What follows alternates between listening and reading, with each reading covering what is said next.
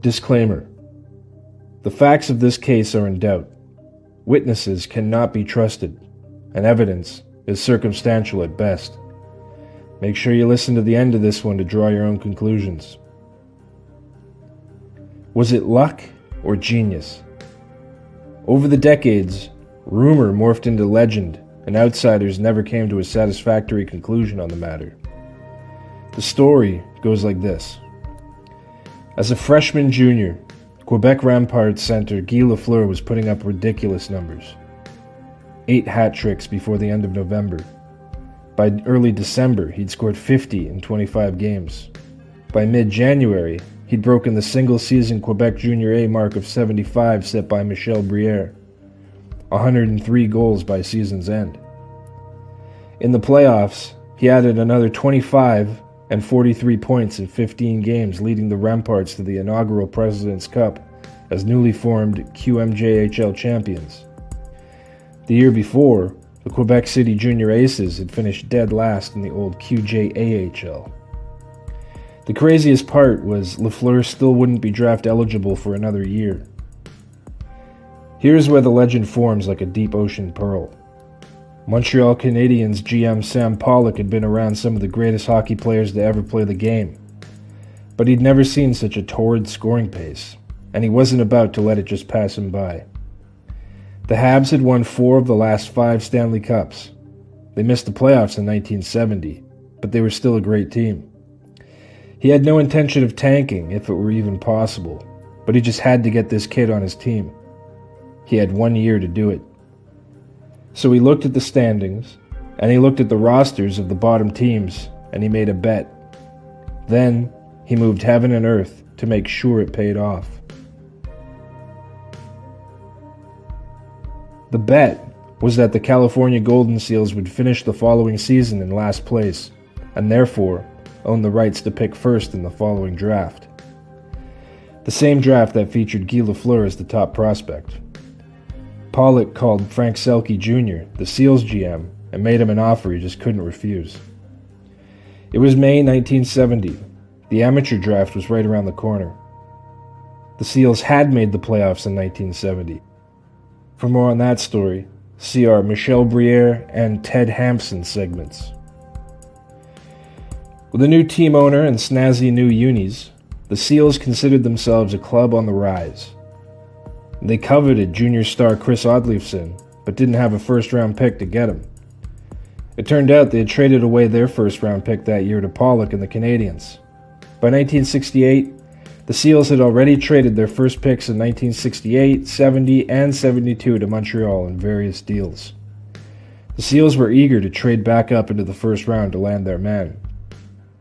So, Selke went back to his favorite trading partner in Sam Pollock to see if something could be done. The Habs graciously agreed to send their 10th overall pick to Oakland in exchange for Oakland's first-rounder in the next year's draft. They even agreed to send over prospect Ernie Hick to reunite him with his older brother Bill, who already played for the Seals. Ernie Hick was more than just a throw-in. Though a spare part in Montreal, he was a genuine roster upgrade in Oakland. He'd had a decent run over 2 seasons in the Central and Western Pro Leagues, scoring 29 goals each year and finishing on a high in Salt Lake City with a 9-game goal streak near the end of the season. The Seals also agreed to send Francois Lacombe to Montreal so that they could expose him in the expansion draft. It was a done deal. Everybody was happy. The Seals got their man in the draft, plus another warm body to help them climb the standings the following season. The results, however, were discouraging. The Seals didn't win until game number 10, but there were signs. They might not be a playoff team in 1971, but by Christmas 1970, they were on a 4-game heater, and out of the West Division basement. Rookie Ernie Hook started coming alive too around that time, notching 6 goals and 13 points in just 7 games. Watching from on high, it was all falling apart for Sam Pollock.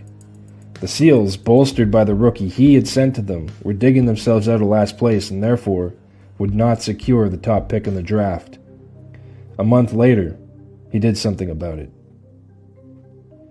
The Kings suffered through a 4-18-8 stretch and threatened to knock the Seals off their perch as the league's #1 losers. Pollock would now probably have to somehow acquire the Kings' first-round pick to guarantee that they'd pick first. The problem for Pollock was that the Kings had already traded their first-rounder in 1971 to Boston for veteran help. There was no way Harry Sinden would trade LA's first pick to Montreal for anything less than a fleecing, so he would have to come up with a creative solution. Reliable veteran center Ralph Backstrom had been an early season holdout. When he finally re-signed with Montreal, he returned to the lineup in a very limited role. When he wasn't healthy scratched, he was picking up a mere 5 points in 16 games. He was still a good player, but Montreal was too deep for him to continue in a big role there. So Pollock helped Backstrom, the Kings, and himself by sending Backstrom to LA for a token package. Backstrom instantly improved the Kings and enjoyed a career resurgence in an expanded role with the club, scoring 14 goals and 27 points in the final 33 LA games. The Kings rose in the standings while the Seals cooled off. By the end of it, the Seals were the worst team in the league by 10 points. Meanwhile, Lafleur led the Remparts to a Memorial Cup title after scoring 130 goals and 209 points in 62 games. Only days earlier, the Canadiens had won the Stanley Cup once again, the 5th time in 7 years. The title was the 10th in the career of Habs' 39-year-old captain Jean Beliveau. A little over 2 weeks later, Beliveau announced his retirement. The hockey world had converged on Queen Elizabeth Hotel in Montreal for the annual draft meeting. Belivau's news conference was an emotional one, but there was also an air of excitement. The next day, the Habs introduced their new coach, Scotty Bowman, as the draft got underway. The Habs were on the clock first, but they had already identified their man.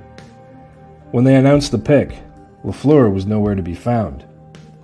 Even back then, junior players would attend the draft and get started on their professional journey right away. As Detroit announced their selection at number 2 overall, Marcel Dionne, Lafleur was rushing down a hotel corridor with baggage and parents in tow. "I'm sorry I missed it," Lafleur said breathlessly, "but I feel a great relief now. All I've heard the last few weeks is how I'm going to be drafted first and all that. I think it's easier playing hockey." Right away, the Habs expected big things from their hard-won #1 selection. "Lafleur is a smart player," Chief Scout Claude Ruel said. "He carries the puck, he's tough, and he backchecks too. He never lets his team down, and that's the mark of a star." Expectations were high on both ends. When asked about his first pro contract, Lafleur said, "How much do you think I'm worth? How much do you think I'll get? I'll tell you. It won't be for less than what I was making with the Remparts." Lafleur signed a 2-year pact worth $105,000, $25,000 per season, with a $55,000 signing bonus. The club offered him jersey number 4 for continuity's sake, but he refused, opting for number 10 instead. In his first 3 seasons in Montreal, Lafleur performed well, scoring 64, 55, and 56 points, but he hadn't taken off the way he was expected to. Going from 130 goals to 29 from one season to the next must have felt like whiplash. Some rumbled that the Habs had made the wrong pick. Over in Detroit, Dionne was doing a brisk business on offense, putting together seasons of 77, 90, and 78 points. The following season, however, Lafleur would ditch the helmet he'd been wearing, unleash his golden flow, and seemingly symbolically, his offensive gifts along with it. Both Dionne, the Little Beaver, and Lafleur, the Blonde Demon, exploded for 100 points that year and went on to enjoy Hall of Fame careers. But what if the Seals had kept the pick? What happens if Lafleur plays in Northern California? Would he have enjoyed a 100-point explosion? The Seals had a knack for rushing young players and harming their development, then trading them away before things turned around. It could go one of 2 ways.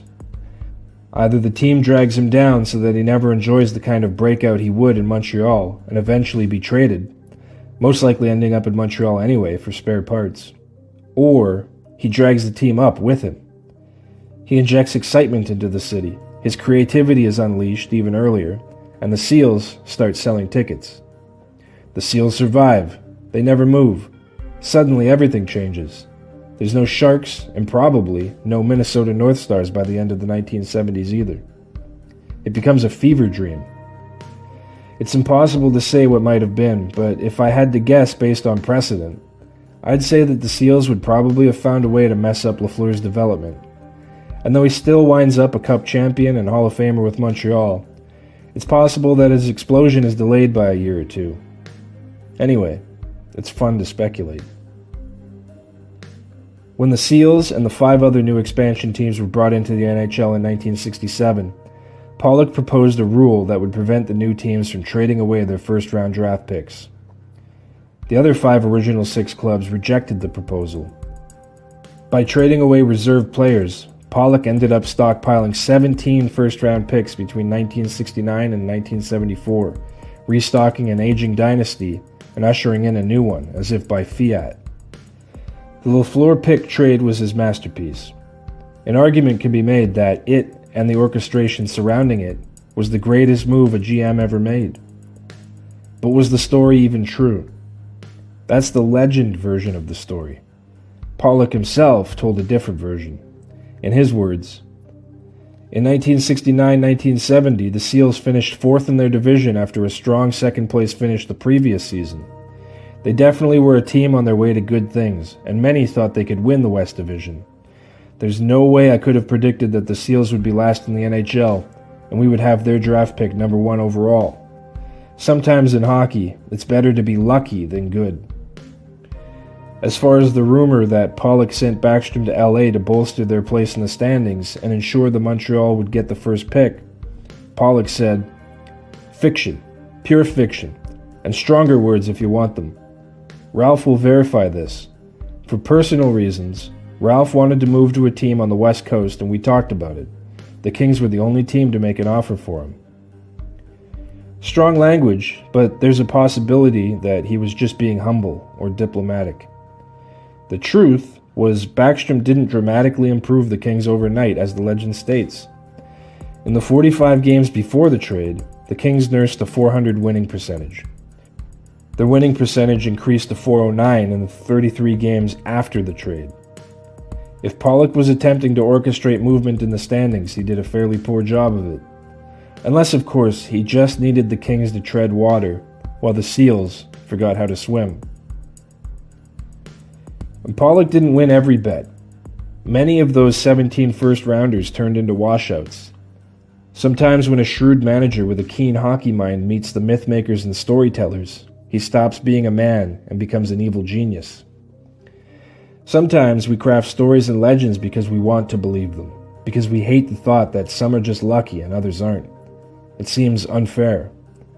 Sometimes that's just the way she goes. Now, there is a postscript to the story, but the next part happened in 1981, after Pollock had left. The evidence is undeniable. The events that unfolded in 1981 were directly influenced by what happened in 1969. The only question is, were they influenced by legend or club policy? For more on the 1981 story, stick around. We'll be exploring that one in a future video. Oh, and in case you were wondering, Ernie Hick played 2 years with the Seals, then was exposed in the '72 expansion draft. He was selected by the Atlanta Flames. Before we move on, if you enjoy these quiet late-night hockey stories, consider subscribing to Cold Case Hockey for many more to come. And if you'd like to support the channel further, memberships are now live. Thanks for listening, and now, back to the video. In January 1959, Detroit Red Wings Norris Trophy-winning defenseman Red Kelly suffered a broken ankle. It happened during practice and was never disclosed to the public. Kelly missed the next 3 games and wore a plaster cast on his ankle. Detroit lost all 3 without him and plummeted in the standings. The Red Wings hadn't missed the playoffs in 20 years, and pressure quickly mounted. Wings GM Jack Adams asked Kelly to remove the cast and return to the lineup. Kelly agreed. He removed the cast and played with his leg taped from instep to knee, restricting his movement. Detroit won 3 of the next 4 games. Kelly finished the year in the Red Wings lineup despite the injury. According to a later report, Kelly could stand little pressure on his ankle and could put no power into his skating stride, thus limiting his effectiveness. His production declined, and some began to whisper that 31-year-old Kelly was washed. Forwards beat him to loose pucks consistently. Unable to push off with his injured leg, Kelly was ineffective along the boards and was forced to hook and hold his way out of trouble. For a 3-time Lady Byng Trophy recipient, finishing the season with 17 minors was in itself a sign of decline. Publicly, Team Brass criticized the club and the media. At one point, Coach Sid Abel fined all the veterans $100 for a lack of effort, Kelly included. No one outside the organization knew about the injury. The team kept it quiet out of concern that opponents would target the ankle. Kelly finished the season with a disappointing 21 points in 67 games, a significant drop-off from his usual standard. The Red Wings also missed the playoffs. Kelly was criticized for poor play. Some said he'd lost his stuff. When confronted with questions about his performance, Adams threw him under the bus.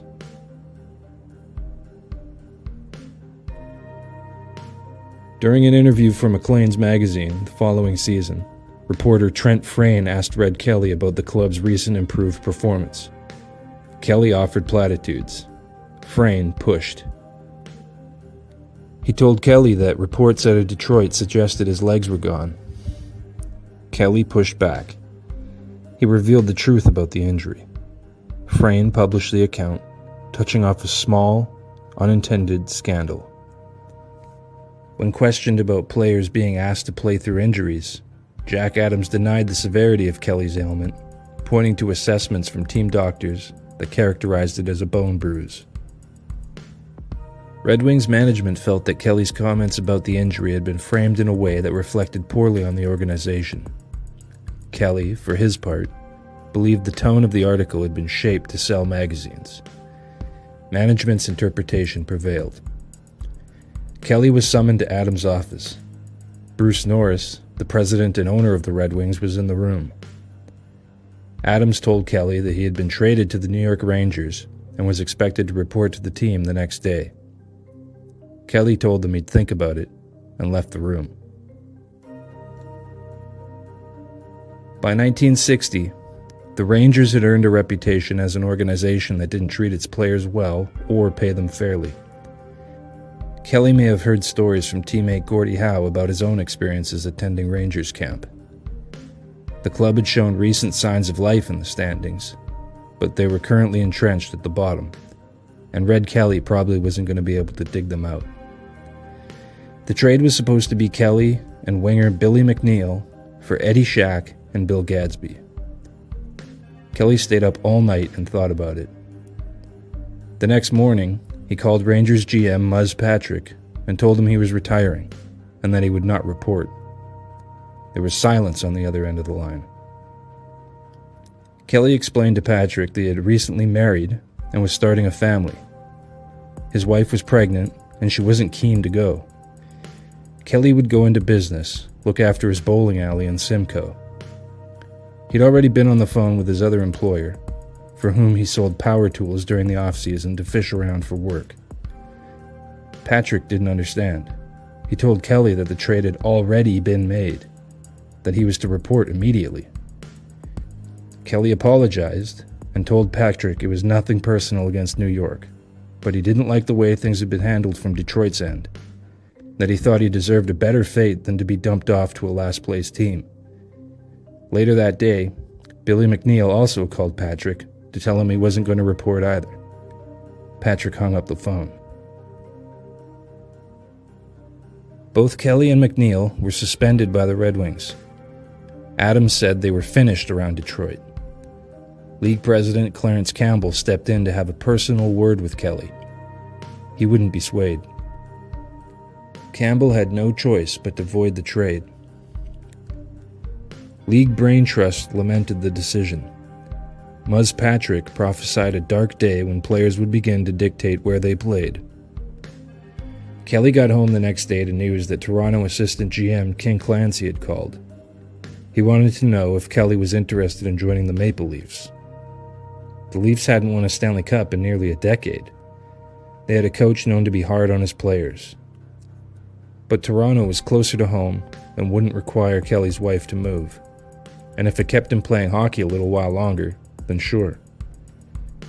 Toronto agreed to send bottom-pairing defenseman Mark Rayom to Detroit. Adams was put in a bad spot. He could let Kelly retire and receive nothing, or accept what Toronto was willing to offer. Adams accepted. Campbell approved the deal. The Brain Trust lamented. Adams was in the press, still smarting, insisting something had to be done to prevent a repeat. Some saw Kelly's move as a loophole. What made it work was that he was genuinely willing to retire.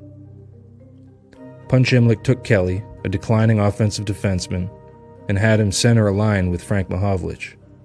The move revived Kelly's career, unlocked Big M, and became a major catalyst for 3 straight Stanley Cups from 62 to 64, then one more for good measure in 67. Imlich is often credited with genius for the move, but it's something that Detroit would do occasionally.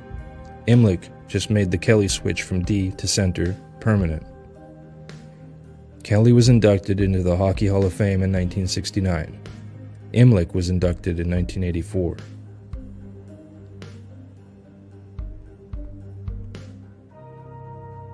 On February 21, 1985, St. Louis Blues general manager Ron Caron shipped starting goaltender Mike Liut and a player to be named later to the Hartford Whalers for goaltender Greg Millen and Whalers captain Mark Johnson. At the time, the Blues were in first place in the Norris Division and had recently enjoyed a 12-3-4 run. As a hockey trade, the timing didn't make a lot of sense. Liut had been a heart and soul guy in St. Louis, part of a strong core which included Bernie Federko, Joey Mullen, Rob Ramage, and Captain Brian Sutter. Liut had been an award-winning goaltender with the Blues and was considered elite at his position. So why did the Blues trade away their franchise goaltender? The 1970s were unkind to the Blues. Since Glenn Hall's retirement in 1971, stability in net had been elusive, and as the decade wore on, fan enthusiasm followed suit. Consequently, attendance fell from league best in the early 70s to near the bottom by the end of the decade. Mike Liut had been drafted by the Blues in 1976 but didn't sign with them. After finishing his amateur career at Bowling Green University, Liut signed with the New England Whalers of the WHA and was then traded to the Cincinnati Stingers. There, he was able to quietly work his way up the ranks of the Stingers from a backup with a post-4 goals against average to a chain-starting, sub-350 stabilizer. When the WHA merged into the NHL, it did not take the Stingers with it. The club folded, and Liut's NHL rights reverted to the team that had originally drafted him. The Blues brought him in to be the backup to long-suffering incumbent Ed Staniowski. Before the halfway mark of the 1979-80 season, Liut had established himself as the better goalie and once again took the bulk of the starts to finish the year. His play was crucial to the Blues' 32-point improvement in the standings. Before long, his large frame, thoughtful nature, and college pedigree had hockey people comparing him to Cam Dryden. In 1980-81, he won the Lester B. Pearson Award for Best Player in the League as voted by the players. This time, the Blues improved by 27 points and finished as the second best team in the league. The Blues' defense was weak. The best defenseman was Jack Braunscheidel, who probably would have been the third or fourth best on most teams. He was also voted first-team All-Star and pitched a 25-shot shutout in the mid-season All-Star game. Liut even came second to Gretzky in the closest Hart Trophy race to date. It also just so happened to be a contract year. Blues GM Emile Francis rewarded Liut's breakout with a 5-year contract worth $900,000 annually. While the Blues wildly ascended the standings, attendance saw only a modest uptick. The club had been purchased by R. Hal Dean on behalf of Ralston Purina in July 1977. When Dean retired in 1979, the Blues lost its strongest internal advocate. By the time Liut won his Pearson, Ralston Purina saw the franchise as an albatross. The company was actively seeking an exit to focus on their primary business interests. The suitors were few and far between. By 1982, after taking on an estimated $8 million in losses since acquiring the team, the company was desperate to sell. They tried to sell the Blues to Bill Hunter, who had helped found the WHA. Hunter intended to move the team to Saskatoon. For a time, a deal in principle was reached, with most financing in place, but the league intervened. With the league blocking the sale, Ralston Purina sued the league countersued, and the company took steps to fold the team and sell off the players' contracts. Staff was laid off en masse. Emile Francis resigned and moved to Hartford. The team didn't even participate in the 1983 entry draft. But the league stepped in, assumed control of player contracts, and prevented the franchise from being dissolved. They even found a buyer who was willing to keep the team in St. Louis. Harry Ornest bought the team at pennies on the dollar and immediately started watching the budget. The biggest ticket item in his sights was Mike Liut's contract. Liut saw the writing on the wall. He played the entire 1983-84 season knowing that each game could be his last as a Blue. By season's end, he still wore the Blue note. The off-season passed without incident. Then, the new season began. When Caron acquired goalie Rick Walmsley from the Montreal Canadiens, Liut perceived a deal was imminent. Liut understood that as soon as Caron's asking price was met, he was gone. In an odd turn, the better Liut played, the higher the chances that he would be moved. He likely assumed it would be to a contender. Boston, perhaps. Then an old friend called from New England. Emile Francis was the man who had signed Liut to his big contract, and had no problem paying the rest of it out in Hartford. Liut was the exact, veteran, stabilizing force the Whalers needed to take themselves seriously. The Blues were happy. They were still in first place and now had 2 number-1 goalies to work with in Walmsley and Millen. More importantly, they saved money on the deal. Millen's contract was worth a reported $400,000 a year, while Mark Johnson's was worth an estimated $250,000, allowing the team to save $250,000 from Liut's $900,000. Johnson was flipped in the offseason in yet another cost-saving move. With Fedorko, Doug Gilmour, and Rick Mahar on the team, it didn't really make sense to keep him at that price point. Fedorko and Gilmour wound up in the Hall of Fame. Mahar would later win a Selke Trophy with the Blues. Millen and Walmsley developed into a dynamic duo for several seasons. In 1986, the duo helped the team to the conference final on a rotation. Liut led the Whalers to their best seasons, taking the eventual Cup champs, the Montreal Canadiens, to overtime of Game 7 of the division final. It was as far as the Whalers would ever go in the postseason. They even threw a parade for the team.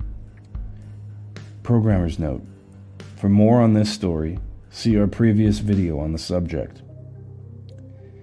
The following season, the Whalers would win their only division title in club history, and Liut would finish runner-up for the Vezina. With his time split between St. Louis and Hartford, Liut ended up with the most games, wins, saves, and shutouts for any goalie during the decade of the 1980s. After being forced into early retirement due to an eye injury in 1992, Liut would become a player agent. His experiences during this timeline were seemingly formative, giving him a unique perspective on the practicalities of player salaries and a team's fiscal requirements. In December 1986, Harry Ornest sold the Blues to local businessman Mike Shanahan. In the 3.5 years Ornest owned the team, he cut the Blues' $4.5 million payroll by $1 million, raised ticket prices by 10%, bringing down the break-even mark for ticket sales. He also increased the club's TV presence, filled the venue with more events, and built luxury suites. All of these moves increased profitability. It came with a flip side. Ornest developed a reputation as a cheapskate owner, arguably the worst offender in that regard. When the Blues lost Game 7 of the conference final, he canceled the charter flight home. Rumors circulated that the move was punitive, but it was almost certainly an airline error. Such was the state of his penny-pinching reputation. When he sold the team, he made a large profit. This happened not long before the NFL Cardinals left the city for Phoenix. The Shanahan Group stabilized the Blues, and attendance climbed steadily with the emergence of superstar Brett Hull and the opening of the Kiel Center in 1994. Eventually, the club became one of the hottest tickets in the league, and has essentially remained so ever since, with only minor hiccups. In 1982, the Washington Capitals weren't just losing money, they were about to disappear. The league had already discussed shutting them down. Ownership was ready to walk away. The only thing that kept them alive was a last-minute push from their own fans. And then, a few weeks later, a trade was made. Not for a superstar, not for a goal scorer, but for a stay-at-home defenseman who completely remade the team and showed them how to win. By 1982, the Washington Capitals had lost about $20 million. Things were so bad that the club didn't offer season tickets for the coming 1982-83 season. At the annual NHL Board of Governors meeting in June of 1982, owner Abe Pollin and his legal counsel sought to suspend operations altogether. When reports came out, a grassroots support swelled up. An organized effort called Save Our Caps stepped in. The organization's efforts managed to pledge Poland's minimum requirements for season ticket numbers and helped guarantee that the first 8 home games of the season would be sellouts. Poland relented. Save Our Caps increased the Capitals' visibility in the community and renewed interest in the on-ice product. When interim GM Roger Crozier was let go by the club in favor of 33-year-old David Poile, Crozier claimed it was because he wasn't a yes man to ownership. The pressure was on Poile to please ownership and reward the fans who rescued the team from extinction, and to get the Caps into the playoffs. After 8 years of existence, they'd never qualified. They were woeful defensively and didn't play as a unit. Top-line center Dennis Marouk set franchise records with 60 goals and 136 points, but was considered a floater, a guy who would circle around the blue line and wait for the breakout pass. At best, it was empty-calorie offense. Ryan Walter was the club's best all-around player, their captain and hardest worker. But one player doesn't reset the culture, at least not usually. The Caps had lost $3 million the previous season alone. Poile did what he could to stop the bleeding. He trimmed veterans off the payroll. Acrobatic but injury-prone goalie Mike Palmateer was traded away. And underperforming forwards Jean Pronovo, Bob Kelly, and Oris Kindrachuk were all released. Montreal Canadiens GM Irving Grundman called Poile on his second day on the job to congratulate him. The two of them got around to talking shop. Poile explained that Ryan Walter was a contract holdout. Habs defenseman Rod Langway was too.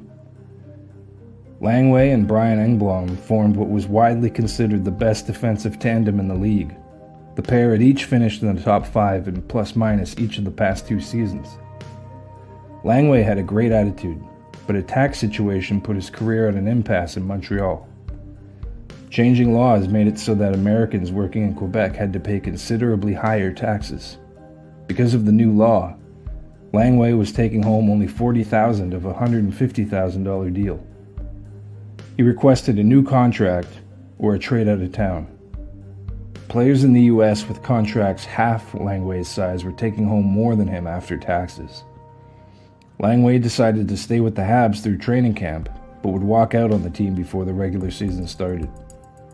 The next time Poile and Grundman spoke, at a league meeting in Toronto, a deal was made to swap dissatisfied players. For years, the Habs lacked grit. Grunman wanted Walter. Poyle wanted a top defenseman in return. The deal ended up being lopsided.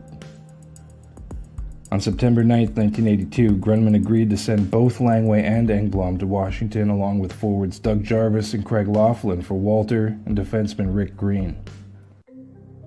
The Montreal media immediately hated the trade. They despised Grunman. To them, this trade was further validation of an already curdled opinion. They were still bitter that he had selected Doug Wickenheiser with the first overall pick over Denny Savard, an opinion the numbers quickly validated. They lambasted him for giving aging veterans Larry Robinson and Guy Lafleur $100,000 raises while trading away Langway and Engblom. Rick Green was considered to be just an average defender, and a significant downgrade from both Langway or Engblom. Jarvis and Laughlin were seen as underrated players who improved team defense. In an appearance on a Montreal radio station, Langway said he was ecstatic to join Washington and that Grunman had made the worst trade in the history of the NHL. Then he set out to prove it.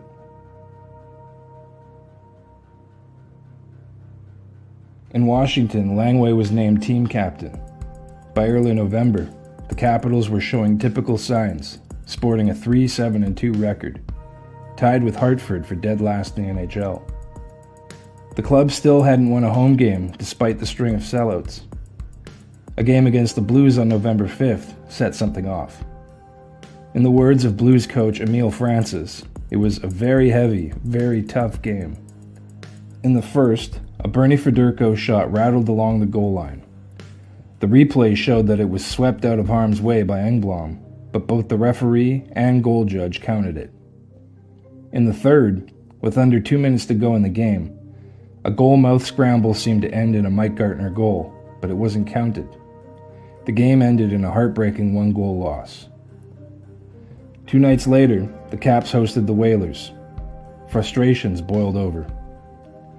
Gartner scored 12 seconds into the game. A line brawl started with a fracas between Capital Randy Holt and Whaler Archie Henderson just 4 minutes in. Langway was ejected for sucker-punching Ray Neufeld during the melee. But the Caps were fired up and won the game 6-2. It was the first in a 6-game undefeated streak. It was the first of 3 such streaks the club would enjoy, including one that lasted 14 games without a loss. Langway stabilized the defense, allowing the offensive weapons to operate. Coach Brian Murray played him 32 minutes a night until he took him off the power play unit. Langway would never miss an optional skate, despite the heavy workload.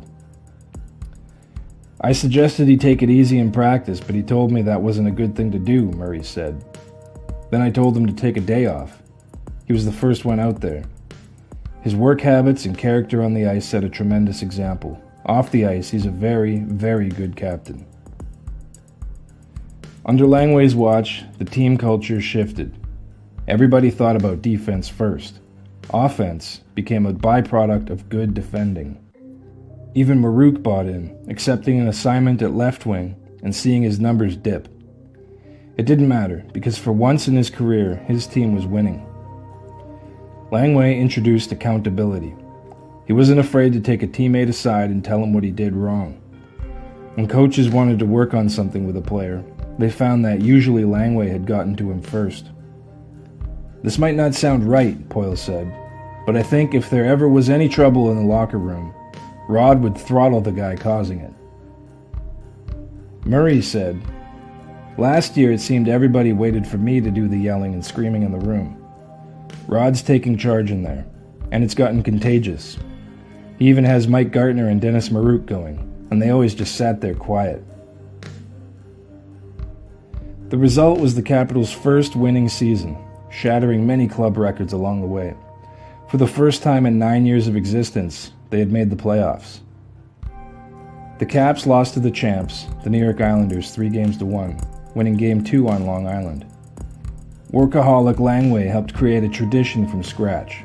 Regardless of the playoff result, they knew they could play.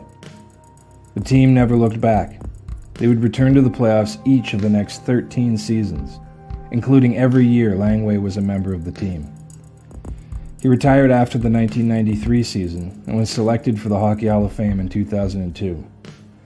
Home game attendance remained high, and the Capitals never again faced a credible threat of relocation. Abe Poland sold the team to Ted Leonsis in 1999 for $85 million. In some markets, the difference between a team being in the red and the black comes down to personnel, both on the ice and the front office. Sometimes personnel decisions create a domino effect that makes or breaks a franchise. Timing and talent assessment came together to rescue the Capitals from oblivion. On a final note, and to do a sliver of justice to Grunman, both Walter and Green helped Montreal win the Stanley Cup in 1986.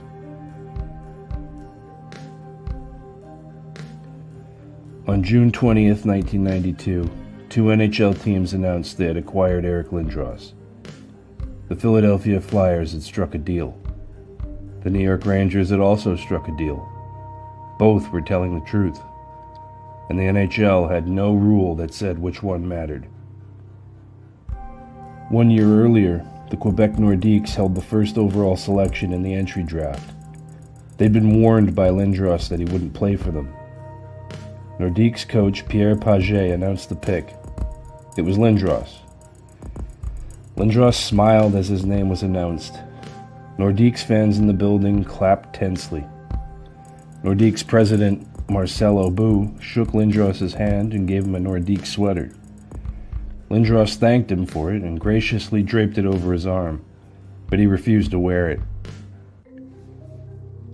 It wasn't the first time this had happened. 2 years earlier, Lindros had been the first overall selection of the OHL midget draft. He refused to play for the Sioux Greyhounds, so they shipped him off to the Oshawa Generals, whom Lindros led to a Memorial Cup victory. The package Sioux received from Oshawa helped get them to the Memorial Cup tournament the following year. It also must have been satisfying for Sioux that they beat Oshawa to get there. There was also pro-level precedent. 5 years earlier, Mario Lemieux, the last great prospect before Lindros, had done the same thing. Visibly upset, Lemieux refused to don the Pittsburgh Penguins jersey and vowed not to play for them. 7 years later, Lemieux was the reigning Conn Smythe Trophy winner after leading those same Penguins to their first Stanley Cup title. Nordiques brass had reason for optimism. If they managed to keep Lindros, signs were positive. If they were forced to trade him, the potential return promised to reverse their fortunes anyway. Lindros was steadfast. He didn't want to play in a francophone city. Quebec was patient. Lindros had said he would be willing to play in Montreal. Maybe there was a chance to convince him to play for the team that wanted him, knowing they weren't wanted in return. As a small market team, Quebec also understood that Lindros' value extended beyond the ice. Even without immediate contention, he represented a rare commercial lifeline. In August, Lindros accepted an invitation to Team Canada's training camp for the Canada Cup tournament. Those who were there unanimously agreed that Lindros was one of the best players in camp. Negotiations with the Nordiques were non-existent. The Lindros camp insinuated that it would be a waste of his talents to play in a small Canadian market where the tax rate is high and the sponsorship opportunities low. Wayne Gretzky's endorsement opportunities had tripled since moving from Edmonton to LA. The rumor mill worked overtime. Reports indicated that Lindros would be willing to sign and play in Quebec at $3 million per year, but only with a guarantee of unrestricted free agency after 3 years. For context, Wayne Gretzky made $3.3 million a year at the time. It was an untenable request. Still, the hope was real. Many fans in Quebec had already turned on Lindros. During an exhibition match between Team Canada and Team USA in Montreal, Lindros was booed in warm-ups. He was booed when his name was announced. He was booed when he stepped onto the ice for his first shift. Then he delivered a big hit. Then he scored twice and added an assist.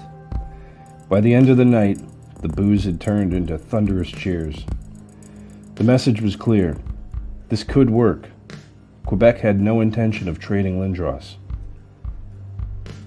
Nearly a year passed. Lindros spent most of it playing for Team Canada, winning silver at the Olympics, to go along with his Canada Cup and World Junior gold medals. Further proof that the most coveted player in hockey was the real deal. Over the season, Lindros had been linked to every big money team: New York, Chicago, Detroit, Los Angeles.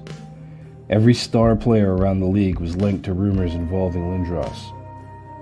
Small details took on new significance. When Lindros' agent, Rick Curran, moved his office to Philadelphia, it was read as a sign. Curran's wife was from Philadelphia. Within a month leading up to the 1992 entry draft, it became clear that Lindros and the Nordiques were at an impasse. There would be no contract. Lindros became the biggest name ever known to be available for trade, perhaps the most valuable asset hockey had ever seen, and he hadn't played a single NHL game. Draft day was a busy one for Paget and Obu. Ultimately, it came down to two teams, and both of them had seemingly won the Eric Lindros sweepstakes. Quebec agreed to a deal with the Philadelphia Flyers which would give the Quebec Nordiques a king's ransom in assets: goalie Ron Hextall, defenseman Steve Duchesne, forward Mike Ricci, 2 first-round draft picks, and crucially, $15 million in cash. Flyers GM Russ Farwell believed he had just made the deal of the century and revitalized a proud club that had missed the playoffs each of the past 3 seasons. No paperwork had been signed, and the formal process had not been activated with the league. But in Farwell's understanding, the two sides had come to a verbal agreement. Rangers GM Neil Smith had already presented a concrete trade proposal to Paget. Hours later, when Smith heard the details of the Flyers deal, he upped the ante, offering $20 million, and forwards Tony Amonte, Doug Waite, and Alex Kovalev, defenseman James Patrick, goalie John Van Beesbroek, and picks. What we don't know is who initiated contact, and it's a shame because whoever it was changes the narrative dramatically. NHL lore falls under 2 categories. In one version, Smith breathlessly tracked down Paget before he had a chance to formally submit the trade. This version of events is sometimes circulated among Flyers fans. In the other, Paget ruthlessly used the Flyers' offer to set the market, formally reopening the negotiation process with the Rangers, among others. This version, sometimes told by those critical of the Nordiques, paints Farwell as a naive GM, taken advantage of by a more cagey peer. The record doesn't resolve the discrepancy. Either way, the Rangers deal was too good to pass up. Because the Flyers deal had not yet been formally submitted to league head offices, the Nordiques believed there would be no harm done in taking the better offer. Or so the Nordiques thought. Farwell learned of the Rangers deal almost immediately. From his perspective, nothing about it made sense. Quebec had already agreed to terms. The return had been set. The only thing left was paperwork. Farwell objected at once, insisting the Flyers already had a deal. He argued that a verbal agreement had been reached in good faith and that Quebec had no right to reopen negotiations. The Rangers disagreed. They believed their offer had been accepted just as clearly. Suddenly, the same asset had been sold twice, and neither transaction had been formally submitted to the league. The dispute was kicked upstairs. League President John Ziegler and NHL legal counsel Gil Stein were asked a simple question with no simple answer. Which deal counted? The NHL rulebook did not define when a trade became binding. There was no language governing verbal agreements. There was no mechanism for resolving competing acceptances. The league had no precedent and no authority to simply pick a winner. With no rule to point to and no precedent to rely on, the league did the only thing it could do. Arbitration was invoked. The question would not be which offer was better or which team deserved Eric Lindros more, but which agreement, if either, actually existed in the eyes of the league. Even here, the NHL stumbled. League procedure required each side to appoint its own arbitrator. Those arbitrators were then supposed to agree on a neutral third party to hear the case. Instead, pressed by time and circumstance, the league bypassed its own process. A neutral arbitrator was appointed directly. The urgency of the moment overruled the letter of the rulebook. The man chosen was Larry Bertuzzi, a veteran labor arbitrator trusted to untangle disputes the league itself could not resolve. Bertuzzi was tasked with an unprecedented decision, determining which of two competing trades, both believed to be legitimate, would stand. The league gathered its documents, the arguments were made, and then everyone waited. Lawyers pored over timelines and language. General managers sat with their futures suspended.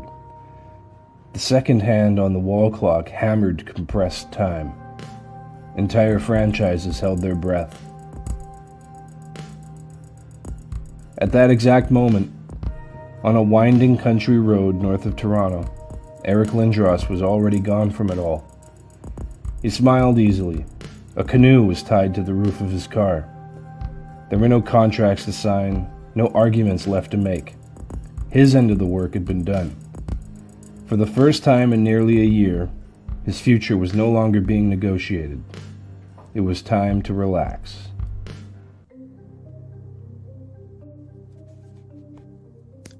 Picture this. You're the most popular hockey player on the most popular hockey team in the world. Night after night, you feel the roar of the crowd in your packed home building as you play on the club's top line with your best friend. Your wife is home, 7 months pregnant. You feel safe, secure, optimistic. In a matter of hours, you find yourself standing at the blue line of a half-empty, unfamiliar building in an unfamiliar city. Your uniform is all the wrong colors, and the organist is playing the wrong home anthem, and nobody even knows how or why you ended up there. This is the story of when Lanny McDonald was traded to the Colorado Rockies. Everybody loves Lanny. Even today, nearly 40 years after his retirement, his visage remains one of the most iconic in hockey. In the late 1970s, he was a key member of a potentially championship-level nucleus. He enjoyed 4 consecutive 40-goal seasons as a Leaf and was prominent in community outreach, hospital visits, youth programs, Special Olympics. Lanny was already forging a legend both on and off the ice. And so, it was all the more shocking when he was unceremoniously traded to what was then the NHL's answer to Siberia, the Colorado Rockies. Maple Leafs fans expressed shock, disbelief, and anger at the news of the trade. Some even protested outside of Maple Leaf Gardens the following night. Toronto team captain Daryl Sittler cut the C off his sweater, resigning in protest. On the surface, it was a move designed to shake up the core of a team that had lost 2 consecutive years to the Montreal Canadiens in embarrassing series sweeps, and 3 consecutive seasons before that to the Philadelphia Flyers. They were contenders, they were close, they just weren't a championship-level team yet. Beneath the surface, fans understood that Lanny McDonald wasn't the problem. Ownership was. The many abuses of Harold Ballard as principal owner of the Maple Leafs are numerous and legendary. Ballard had been with the Leafs organization for decades. He has his name engraved on the Stanley Cup and was even inducted into the Hockey Hall of Fame as a builder for his work with the Leafs. But by the time he had a controlling share of the team in 1971, he had developed a reputation as tight-fisted, combative, and controlling. According to one apocryphal tale, in 1964, the Beatles performed to a packed house at MLG on a hot and humid day. Ballard opened the doors early, tampered with the building's climate, and increased the cost of drinks at the concession stands.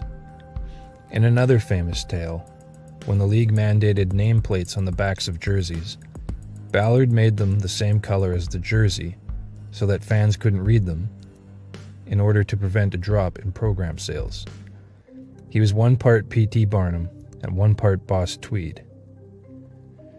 In 1972, Ballard was convicted of a whopping 47 counts of fraud, tax evasion, theft from Maple Leaf Gardens, and using Gardens funds to renovate his home. Despite spending a year in Millhaven prison, Ballard maintained an iron-fisted grip on the organization from behind the prison walls.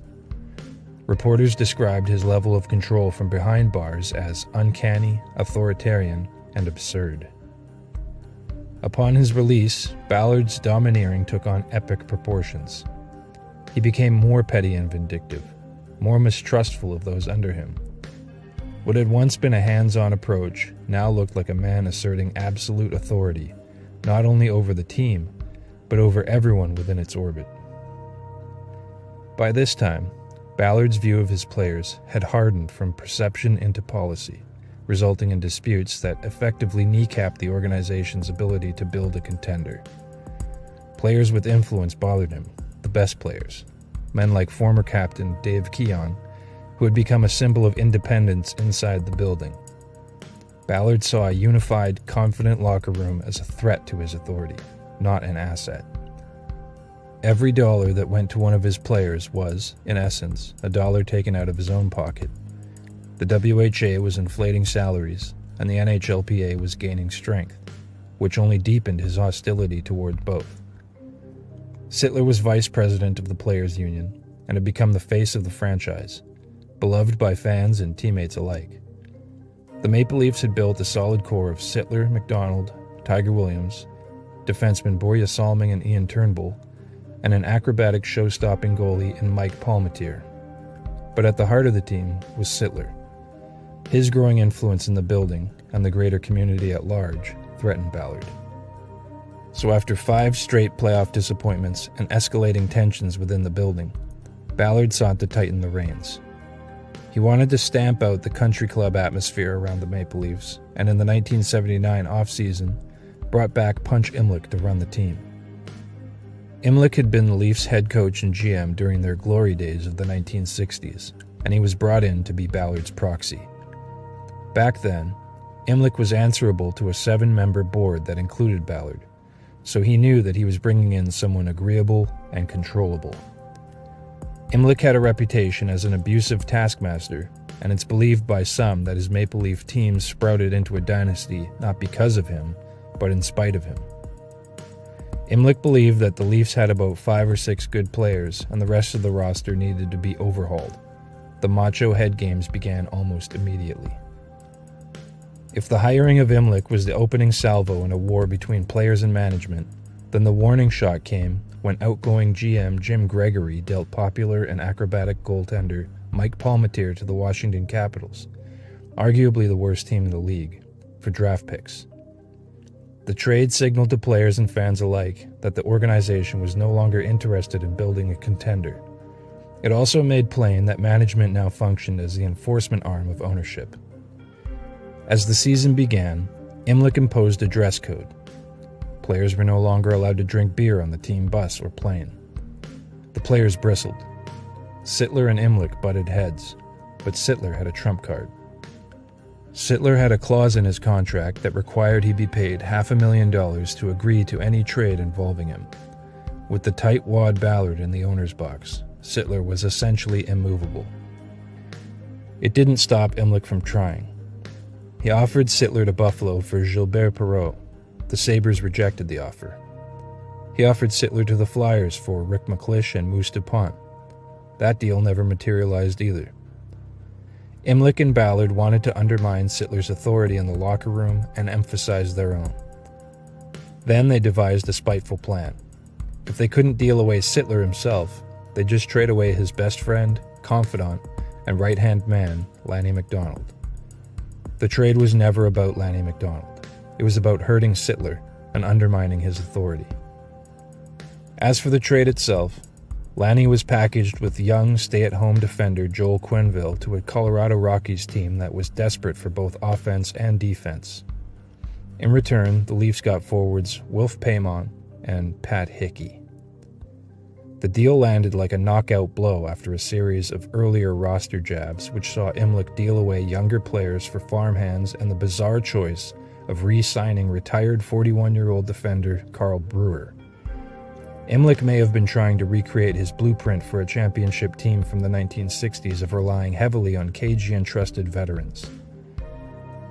Brewer had long been an opponent of Sittler's negotiating agent Alan Eagleson. The move was strictly political. Brewer hadn't played in nearly a decade. In essence, he was the ultimate company man. It's a telling detail that Imlich had to look that far back to find a player who was more willing to side with management than his fellow players. Lanny was devastated. His family had settled in Toronto. They had just bought a new house, and he had no reason to believe he would be moved. No one did. Even Floyd Smith, the Leafs head coach, was caught off guard. The shock spread through the room and into the stands. Fans protested outside Maple Leaf Gardens the next night. Inside the organization, the meaning was clearer. This wasn't a hockey trade. It was part of a campaign to isolate Sittler by removing the players closest to him. Before the next game, Sittler quietly cut the captain's C off his jersey. He didn't grandstand, he didn't call a press conference. He just did what he thought was right. When management learned what he had done, they tried to hand the letter to Tiger Williams, a player Ballard adored. Tiger had even given Ballard a bearskin rug from a hunting trip, which Ballard kept beneath his desk. But Tiger was no company man. Out of respect for Sittler, he refused. The Maple Leafs played the rest of the season without a captain. The timeline suggests that it was another punitive move that sent Tiger to the Vancouver Canucks a month and a half later, another of the NHL's laughingstock franchises. He blossomed there, becoming that team's emotional leader and their goals leader the next season. Quenneville had been Salming's defense partner, and including him in the deal fit the pattern. Another piece of the core hurt, another working relationship broken. Camaraderie and chemistry evaporated. The roster subsequently stripped to the bolts. Between 1979 and 1983, the Leafs lost 12 consecutive playoff games. Paymon was a good player, a prototypical power forward, but when he arrived in Toronto, he entered a no-win situation. Early reports suggest the Leafs intended to flip him for more assets, and Mark Napier's name surfaced in speculation, but no deal materialized. Paymon was expected to report to the team that Saturday, but he refused, not because he was unhappy with the trade or unwilling to play for the Leafs, but because his wife was giving birth to their child. When Imlich was informed of the situation, he was less than sympathetic, saying he traded for the player, not his wife. Eventually, Paymon reported and finished the year second in team scoring. Sittler responded on the ice. He'd been scoring at around a point-per-game pace before the trade, but exploded with 69 in the final 44 games, including 5 nights with 4 or more points. Paymon led the team in scoring the following year. Hickey lasted a season and a half and was eventually moved for a 5th-round pick. Ultimately, Paymon did get traded, this time to the Quebec Nordiques for Miroslav Fraicher. Fraicher was dealt many years later for Darren Veach. Veach was dealt for Keith Osborne. Osborne was taken by the Tampa Bay Lightning in the expansion draft. In the 1980 offseason, Imlich suffered a heart attack. Ballard named himself acting general manager and struck a deal with Sittler. He would return as captain. Ballard also re-signed Bourque Salming, offering a contract Imlich had refused. Imlich came back for training camp but suffered a second heart attack. Ballard told the media that Imlich was finished as general manager. Aside from Salming, after a whirlwind of activity, the team the Leafs iced at the end of the 1982 season was completely unrecognizable from the team they had iced at the beginning of the 1980 season. Toronto missed the playoffs that spring, losing 7-1 to Philadelphia in their final game. A Flyers team centered by Daryl Sittler. The teardown was complete. Things got so ugly on and off the ice that isolated groups of fans started showing up at MLG with brown paper bags over their heads. In an eerie coincidence, years earlier, Ballard once tried to force Leafs coach Roger Nielsen to wear a brown paper bag over his head during a losing streak. Nielsen refused. Eventually, Ballard died. His story came to a close, but the damage had been done. One of pro sports' most storied franchises had been run into the ground by years of driving away its stars, alienating its fans, and eroding its own identity. Lanny ended up going from one dysfunctional situation to another. but the difference between the two was jarring. From one moment to the next, he went from MLG, the center of the hockey universe, to half-empty McNichols Sports Arena. While the Maple Leafs had struggled to maintain a strong and proud identity, the Rockies didn't have one to begin with. They were a team with no roots and no stability. The Rockies won just 5 of Lanny's first 11 games with the club. He didn't pout, he didn't complain or withdraw, he just went out there and competed. By the end of the 1980 campaign, the Rockies had won 8 of the 46 games after his arrival.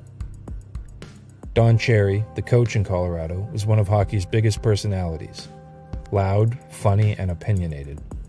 He complained openly and often about some of his players, especially the goaltenders, but he had nothing but respect for Lanny, even calling him one of the finest men he ever coached. Lanny immediately became the heart and soul of the Rockies, their inspirational player and best forward.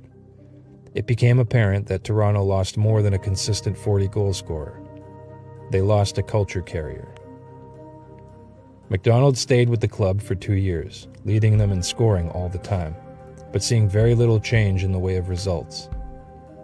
Just before the Rockies shuttered operations and moved to New Jersey, they dealt McDonald, an Alberta native, to Calgary. After 2 years in hockey's wilderness, he was not only freed, he was going home. When he heard the news of the trade, Lanny wept. There, Lanny found a team on the rise. Hungry, hardworking, blue-collar, Western. Lanny fit the mold to a T. The fans embraced him as a returning native son, and Lanny responded with a career year, scoring 66 goals, still a club record. His scoring touch faded with age, as it does, but not his presence. When he settled into a bottom 6 leadership role, it fit him like a glove. He was co-captain of the team and an important presence in a room full of star talents. Off the ice, Lanny became the NHL's public face for charitable works, fully embraced and respected by the community at large. Meanwhile, the Toronto Maple Leafs floundered, lacking a strong veteran core in the room. In 1989, Lanny's final season, he scored his 500th goal and 1,000th point, erasing any doubt that he would be enshrined in hockey's Hall of Fame. That year, the Calgary Flames won the Stanley Cup. Lanny scored a goal in the deciding game in Montreal. When the Stanley Cup trophy was presented to the Flames, his teammates pushed Lanny forward so that he could be the first to lift it. The fact that it happened against the Canadiens, the very team that had authored the Maple Leafs' dismantling a decade earlier, was almost Homeric in proportion. It's the kind of storybook ending that a career like Lanny's deserved, an ending that Salming and Sittler never enjoyed. But they weren't the problem in Toronto. Ownership was. After Ballard's death, Maple Leafs ownership and management opened the doors to alumni, no longer making former players pay for tickets to enter the building. Cliff Fletcher, the man who brought Lanny home to Calgary, took over as GM in Toronto and made a reconciliation with Sittler on the team's behalf. Ultimately, all 3 of their numbers were retired. Sittler's and Salming's in Toronto, and Lanny's in Calgary. The trading of Lanny McDonald was neither the first nor the last blow in the Maple Leafs Civil War, but it was the point of no return. A house divided against itself cannot stand, and when the Leafs fell, they fell spectacularly. The Maple Leaf story exposes the dangers of a rebuild, especially an unrighteous rebuild caused by spite and pettiness. The Leafs have felt like a cursed franchise since that time. Team culture and identity can be a fragile thing. Toronto never seemed to find the right mix to correct theirs. Even now, more than 45 years later, they're still trying to find it. The Leafs were like a kid building a sandcastle on a beach, and the project was coming together.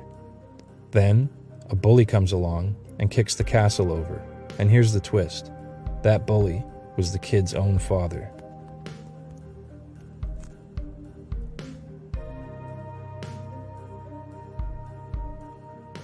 Jeff Carter returned to the Flyers lineup after a 2-week absence. It didn't matter. The Bruins stymied the Flyers' offense and eliminated them in 4. In the deciding game, Carter was a -4. Playing hurt didn't matter, only results. That summer, the Flyers shocked the hockey world, trading Carter and team captain Mike Richards in separate deals. Richards went to Los Angeles, Carter to Columbus. They had both been drafted in the first round of 2003. They had played together for Team Canada at the World Juniors twice. They'd won a Calder Trophy together with the Phantoms. They'd led the Flyers to the Stanley Cup Final just a year earlier.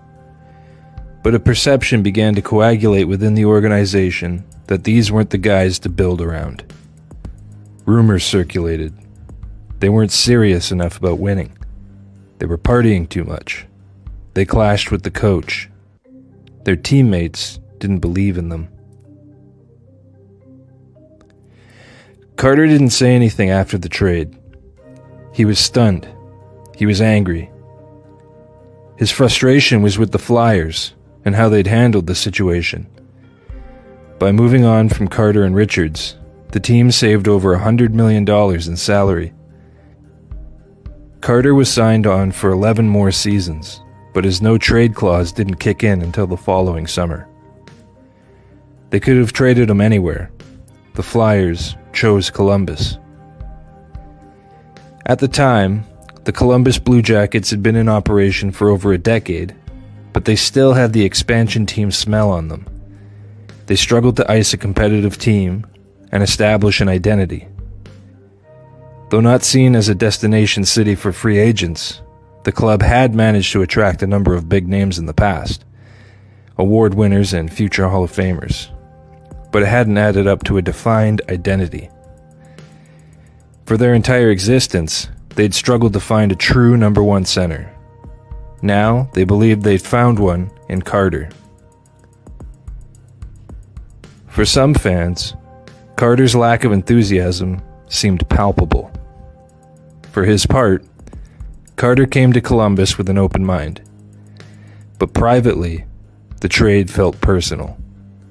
Not because of the city, but because of what a trade to the Blue Jackets represented. To Carter, it felt like a banishment. The shock never really wore off during his time there.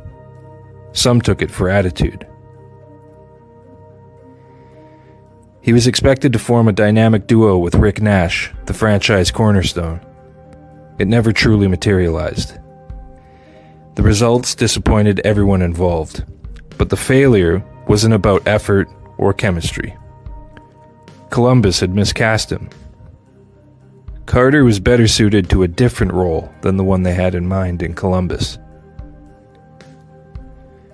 In Los Angeles, Mike Richards was also having a disappointing season.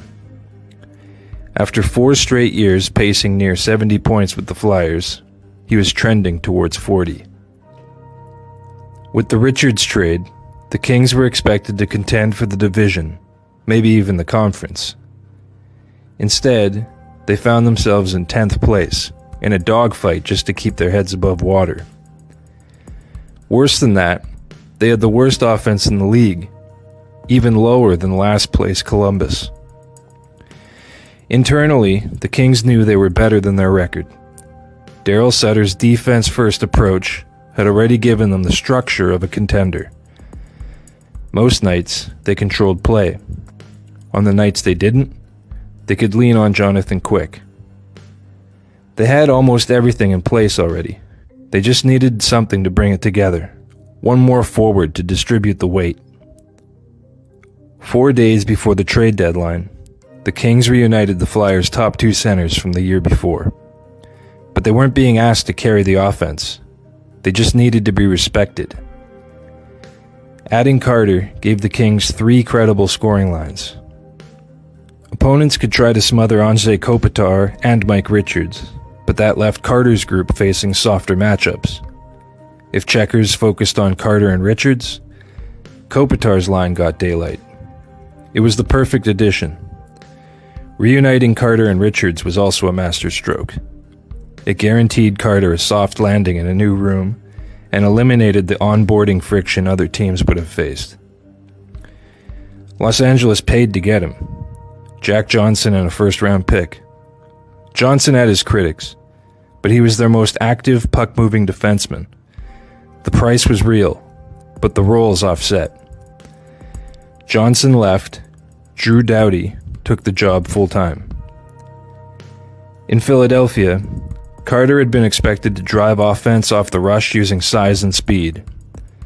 In Los Angeles, those tools were available, but the ask was simpler.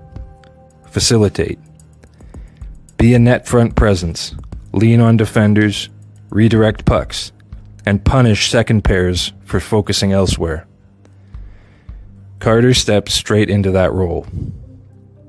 For Columbus, Johnson became a number one defenseman on arrival and held that spot for most of the decade. Carter joined a team with a .541 winning percentage. After the trade, the Kings closed on a 13-5-3 run, a .690 pace. It wasn't that he arrived and scored at will. His presence did the talking. It took 4 games to get his first goal, and the Kings won 3 of those games anyway.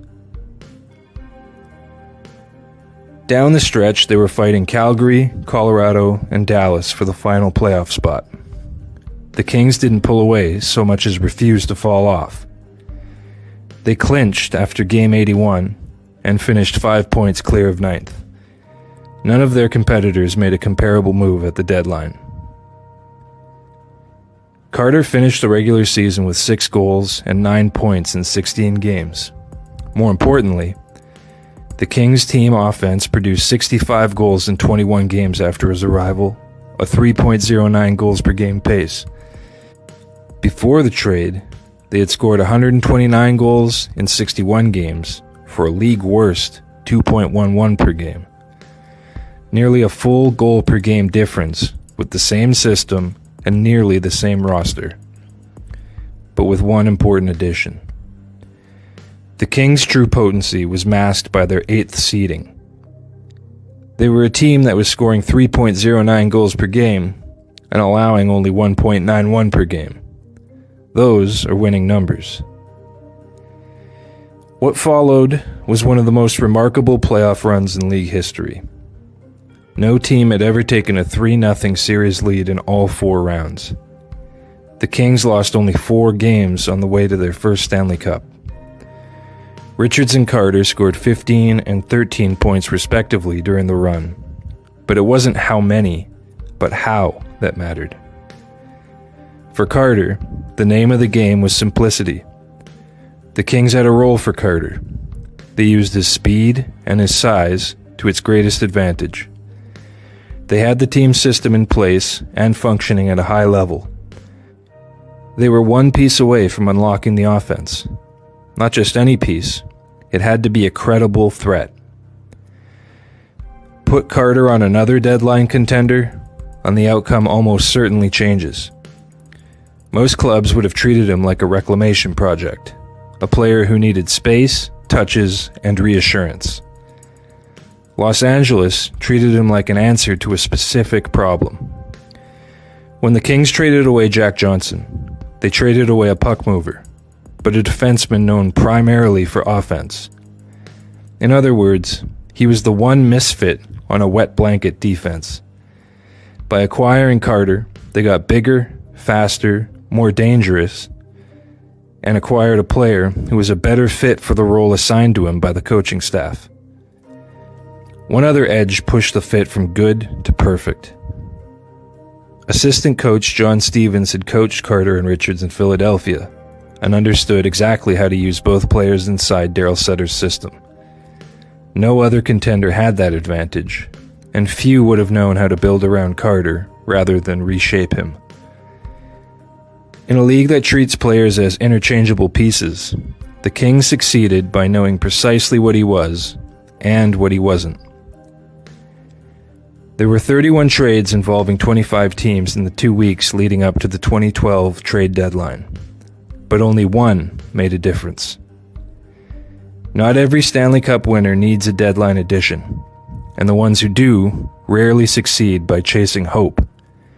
They win by knowing exactly where a new piece fits before they buy it. If Jeff Carter had scored 0 goals in that postseason, but still forced opponents to respect him, the trade would have been a success.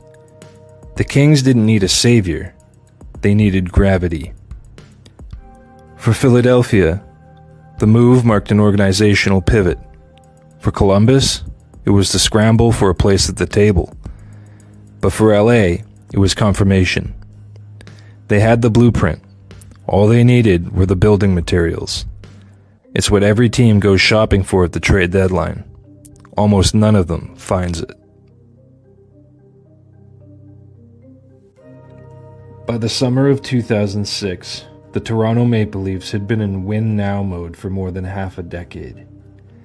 Like many unsuccessful teams coming out of the lockout, they returned with much of the same veteran core they had iced before it. With the decline of 40-year-old Ed Belfour, the Leafs intended to buy out his contract and needed a new starting goaltender. Belfour's backup, Michael Tellqvist, and third-stringer J.S. Aubin weren't viewed as long-term solutions. What Toronto did have was something most teams didn't: 2 elite goaltending prospects in the system. Justin Pogge, a Canadian third-round pick from 2004, and Tuukka Rask, a Finnish first-rounder. In order for Toronto to upgrade the roster of the present, one of them would have to go. Toronto believed they knew which one. If they chose wrong, the consequences would haunt the franchise for years. When the 2006 season ended and the Leafs found themselves out of the playoffs, their number one off-season priority was getting a goalie. But they knew they were going to have to give up a valuable asset in return. In Toronto's case, that meant selling futures for present success. The veteran core had a short window to win a Stanley Cup, and management still believed they had the team to do it. They just needed a goalie, and couldn't afford to wait on one of their junior aces to arrive. It came down to a choice between Pogge and Rask. Toronto had cashed in its most recent first-round pick to acquire Rask, who was widely regarded as one of the top goaltending prospects outside the NHL. Pogge, meanwhile, had emerged unexpectedly as an elite junior goaltender with the Calgary Hitmen, forcing a recalibration of the organization's outlook in net. Both goalies started at the World Junior Championships that winter. Rask played well, stopping nearly 94% of the shots he faced, and winning best goaltender honors in a bronze medal effort. But Pogge was exceptional, saving 95% of shots, winning all 6 of his games, recording 3 shutouts, and backstopping Canada to gold. For the team that wore the maple leaf on its chest, the choice seemed obvious. Pogge was a year further along in development and had put up better numbers than Rask. It almost certainly helped that he was Canadian. Boston was in disarray. Before the lockout, they looked like a team ready to move into contender status. They had 2 strong young centers and a Calder Trophy-winning goaltender to build around. After the lockout, the Bruins discovered that the league had changed around them. They hadn't adjusted to the new standard of play and struggled in the standings. Before the flip of the calendar, they traded away their best player in a rebuilding and cost-cutting move. For more on that trade, see our first video. Raycroft found himself displaced as starter by a 31-year-old unheralded goalie by the name of Tim Thomas. Raycroft had started the year as the unquestioned starter, but he allowed 4 more goals in 11 of his first 18 starts. By December, Bruins coach Mike Sullivan was relying heavily on backup Hannu Toivonen to stabilize the net. But when Toivonen went down with a season-ending injury in January, Thomas was called up.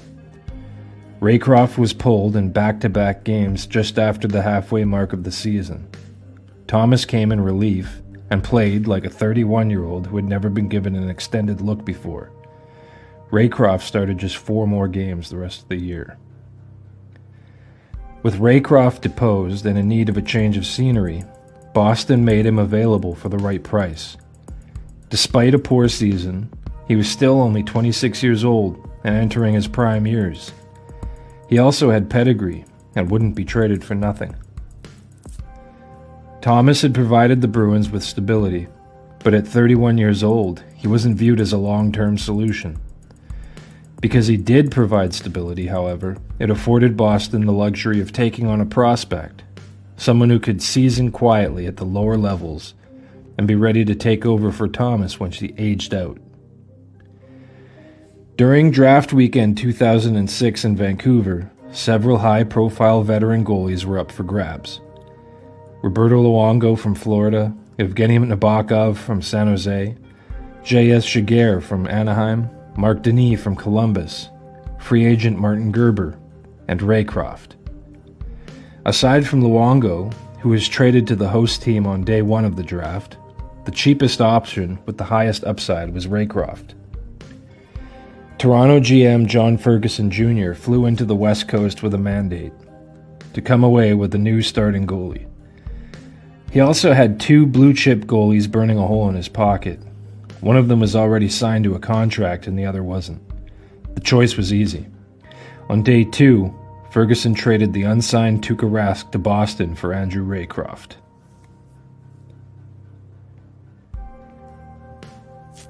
There were some who questioned the trade immediately. Some considered Raycroft to be just the latest in a long line of flash-in-the-pan Boston goaltenders, like Mike Moffat or Blaine Walker. From the moment of the trade, Raycroft was the unquestioned starter for the Maple Leafs. He played 72 games for Toronto that year, winning 37, a club record. But the Leafs missed the playoffs and quietly ticked off another year from an aging core's Stanley Cup window. Raycroft proved wildly unpopular in Toronto. One night in January, the Air Canada Centre faithful booed him loudly during a 6-1 loss to Vancouver.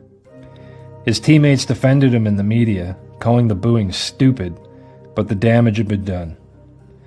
One theory about what went wrong was that Raycroft's struggles weren't mechanical, but motivational. He'd excelled when placed in direct competition for open roster spots. During his breakout year in Boston, he'd been pushed by veteran Felix Potvin.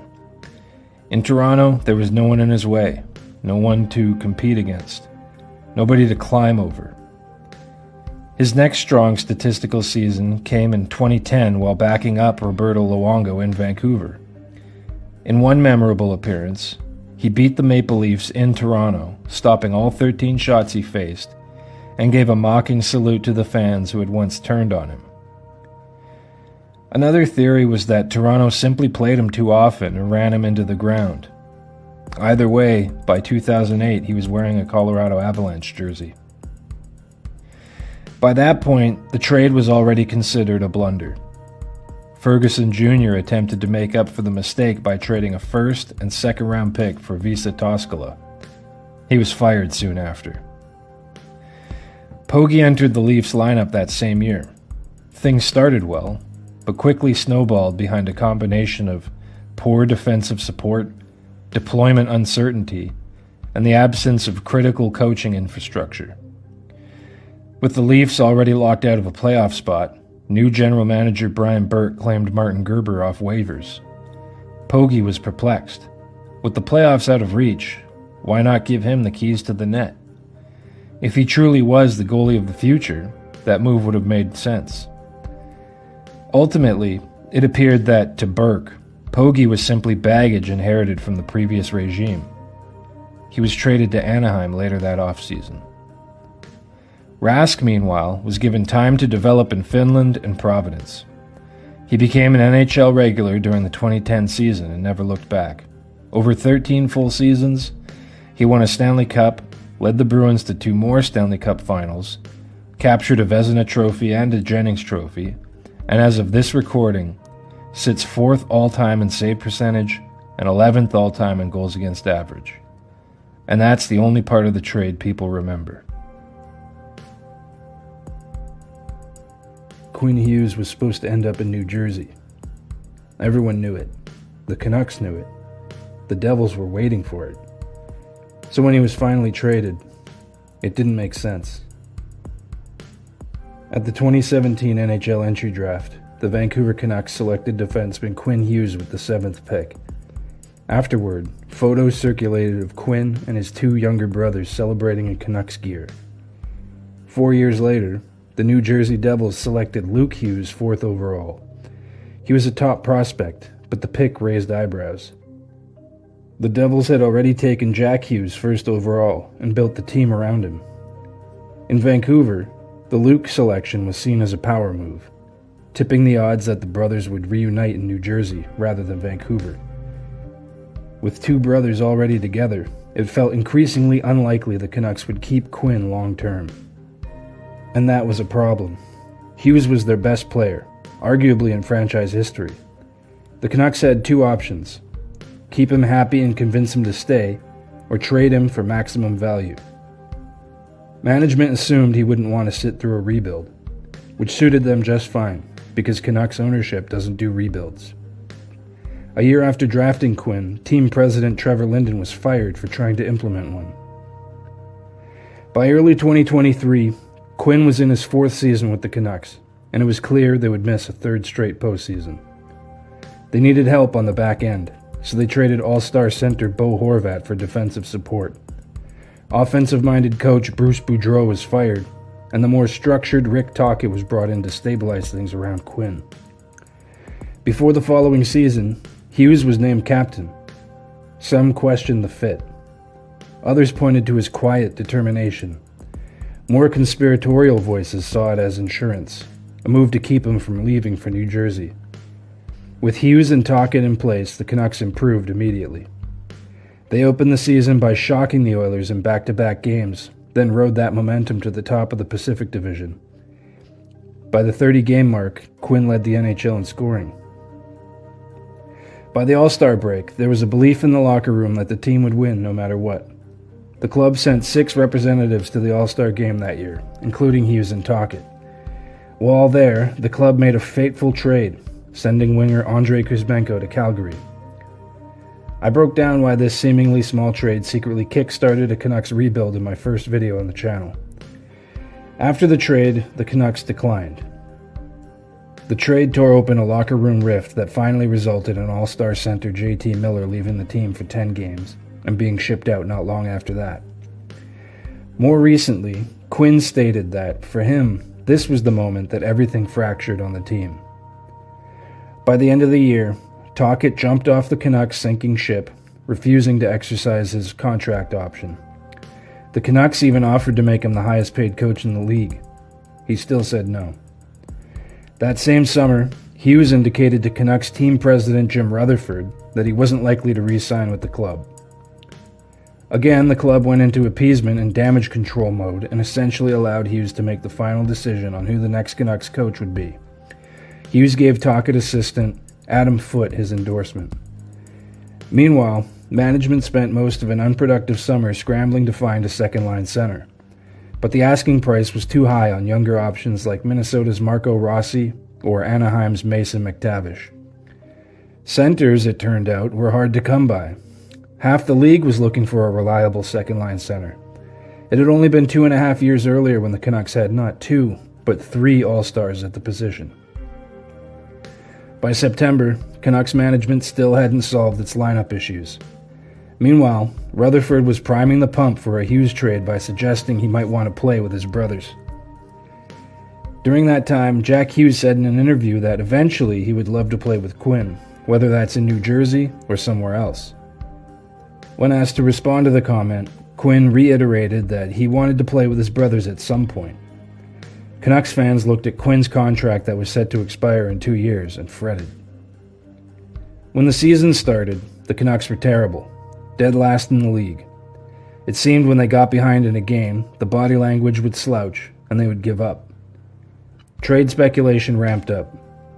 New Jersey, Detroit, and Philadelphia all had personal ties to Quinn Hughes and were seen as likely candidates to land him. On the ice, some saw Quinn's body language as fed up. His trademark 1,000-yard stare was getting darker. He looked depressed, but then again, he always looked that way. But his frequent stick smashing declared that he was frustrated with all the losing. He could only do so much himself. Often, he tried to do too much. Chatter in the comment sections read about him being a puck hog. The numbers bore it out. He led the league in puck possession at over 4 minutes a game, an astronomical number. Quinn would say he had no one on his team to give it to. Off the ice, it was getting visibly harder to patiently answer persistent questions about losing, contract status, and trade speculation. Around American Thanksgiving, Hughes finally told Rutherford that he wasn't going to re-sign with the team. Hughes' on-ice play deteriorated. Fans speculated that he had mentally quit on the team. He scored 0 points in 6 straight games, a career worst stretch. Behind the scenes, Hughes was Sherpaing his own deal. Though he didn't have a no-trade clause, the club had so much respect for him that they treated the situation as if he did. He was expecting to be gone any day now. None of the other players on the team had any idea this was going on. In early December, Elliot Friedman reported that the Canucks and Devils had been in trade negotiations for Quinn. Quinn's agent Pat Brisson indicated that if the Canucks weren't as bad as they were, there would be no trade talk. On Friday, December 12th, while on a team flight to Newark for a scheduled game against Quinn's brothers, it happened. Quinn had been traded, but not to New Jersey. Neither the Devils, Red Wings, or Flyers had offered a very attractive package for Hughes. Bill Guerin, GM of the Minnesota Wild, saw what was offered and knew he could do better. He offered the Canucks the second-line center they'd coveted all along in Marco Rossi, top defensive prospect Zeev Buium, winger Liam Ogren, and a first-round pick for Hughes. Rutherford agreed. After the plane landed, Quinn left the team and visited with his brothers. The other players boarded a bus and noticed Quinn wasn't with them. When the notifications started flooding in, there was stunned silence. Later, he had dinner with former Canucks teammates Brock Besser, Connor Garland, Philip Roenick, and Tyler Myers. It was an emotional goodbye, but not a bitter one. Tellingly, only a handful of Canucks teammates attended. This isn't a shot at Hughes, but a snapshot of the roster churn suffered by the team. When he played against the Canucks for the first time since the trade, he was asked if it would feel weird. Garland and Myers had already been traded away. Hughes said he didn't really know a lot of the guys on the team anymore. When he arrived in Minnesota, he realized that he was so excited to report that he had forgotten his equipment in a cab back in New York. He did bring his 1,000-yard stare ghosts with him, however, and the on-ice results were immediate.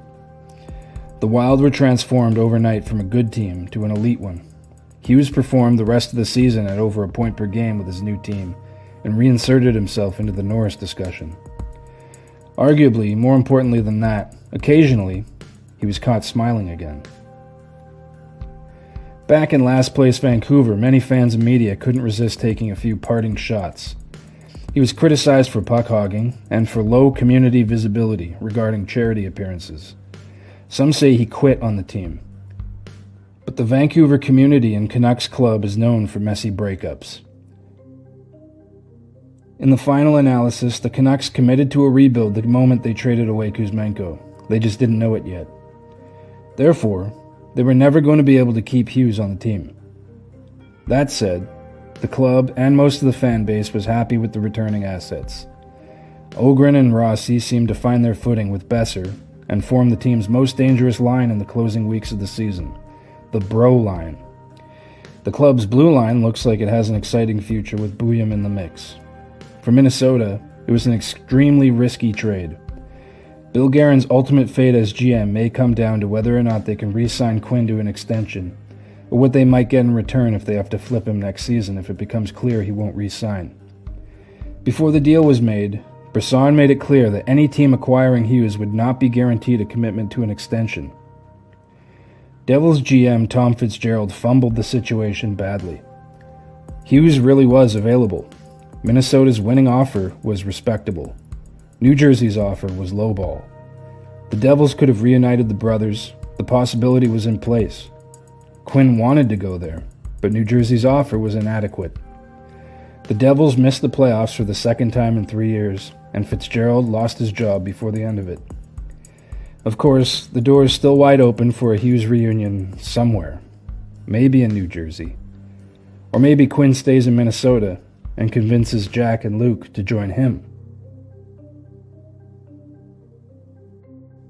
During the winter months of the 2024-25 season, the Vancouver Canucks locker room drama became the soap opera of the NHL. The forward group was nominally built around a 1-2 punch down the middle in All-Stars JT Miller and Elias Pettersson. On paper, it should have given the club top 5 center depth in the league for the foreseeable future. Instead, reports of internal strife and locker room drama tore the club apart. Miller was traded, and management spent much of the next year focusing their efforts on landing a second-line center. The fan base had been divided at times between Miller and Pettersson, but the way they were finally broken up came as a shock to the system. The truth is that this outcome was both predictable and avoidable. This all started because the club had the perfect solution to the problem on hand and let it slip through their fingers. Pettersson never really fit in the Canucks locker room. He came from a new generation of hockey players. He was a gamer more than a jock, more apt to stay up late playing World of Warcraft than breaking curfew at the local bar. Fans and media playfully dubbed him the Alien because his on-ice skill level was off the charts and his off-ice personality was more apt to give honest, quirky, or thoughtful responses to questions rather than the typical canned ones, so familiar for most hockey players. This made him unlike anything they'd seen personality-wise from a world-class athlete. Younger fans, especially those in the gaming community, embraced him because of his perceived weirdness. But on the ice, he had trouble clicking with his teammates. It had been basically taken for granted that his skill set would pair well with young all-star winger Brock Boeser. There were flashes that suggested the pair might work. On one memorable play, Petey corralled a loose puck in the Canucks zone. Boeser made a fast break towards the Avalanche net while hounded by defenders. Instead of forcing a direct pass, Pettersson fired the puck off the end boards, allowing it to rebound cleanly to Boeser, who scored. Boeser's amazed reaction to the quick-thinking play of Pettersson said it all. Things looked promising, but these moments were exceptions. Despite the talent on both sides, the two never developed significant chemistry, on or off the ice. Boeser was eventually paired with Miller, and the two Americans found a rhythm together that allowed both to thrive. Pettersson, the alien, once again found himself searching for a winger and a place in the locker room.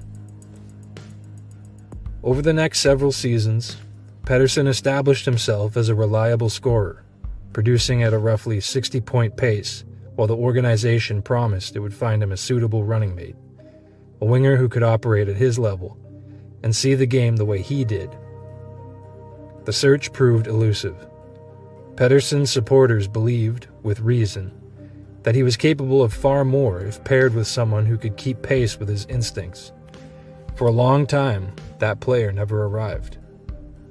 Then, an unexpected opportunity emerged. It was announced that Andrei Kuzmenko, a talented forward playing in the KHL, wanted to come over and play in North America.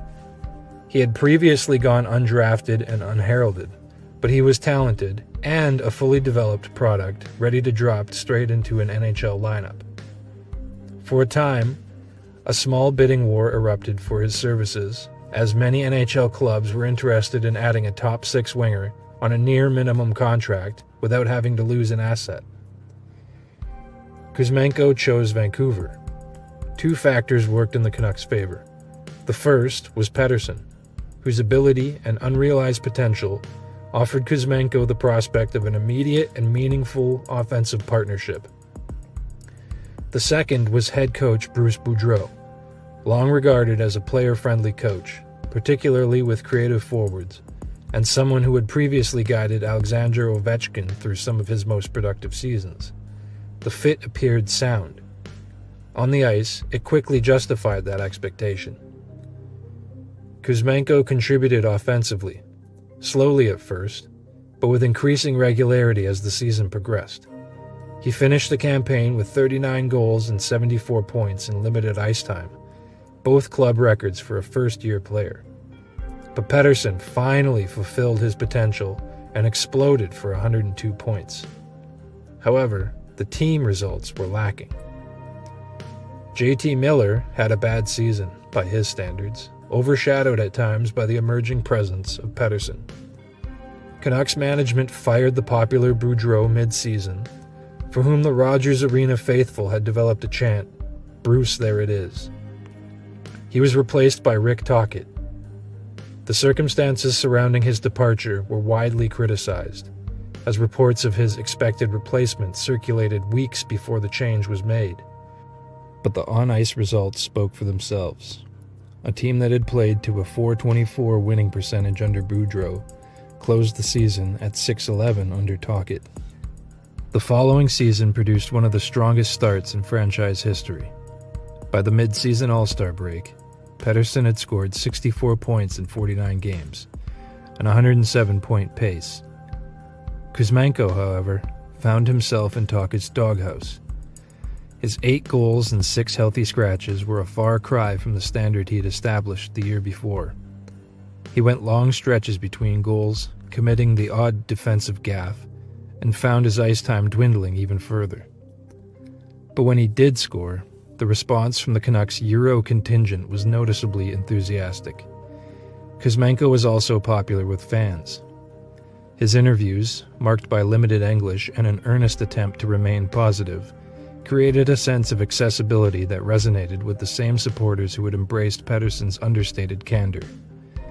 In short, he was a likable guy, and he seemed to gel with Pettersson in the Canucks locker room in a way that went beyond what happened on the ice. He was eccentric, like Pettersson, and Kuzmenko's presence alone gave Pettersson the opportunity to feel comfortable in the locker room. But Tocchet didn't see things the same way. The Canucks coach maintained certain standards that he expected all players under him to meet. Kuzmenko struggled to meet those standards. Tocchet saw Kuzmenko's creativity, his wait-and-see approach to possession and playmaking, as hindrances to the Canucks offense. Tocchet demanded an aggressive north-south attacking style that wasn't well suited to Kuzmenko's Russian-trained sensibilities. Tocchet was onto something. Kuzmenko's defensive metrics were a persistent point of criticism from coaching staff and external analysis. Ultimately, Kuzmenko was traded to the Calgary Flames during the All-Star break.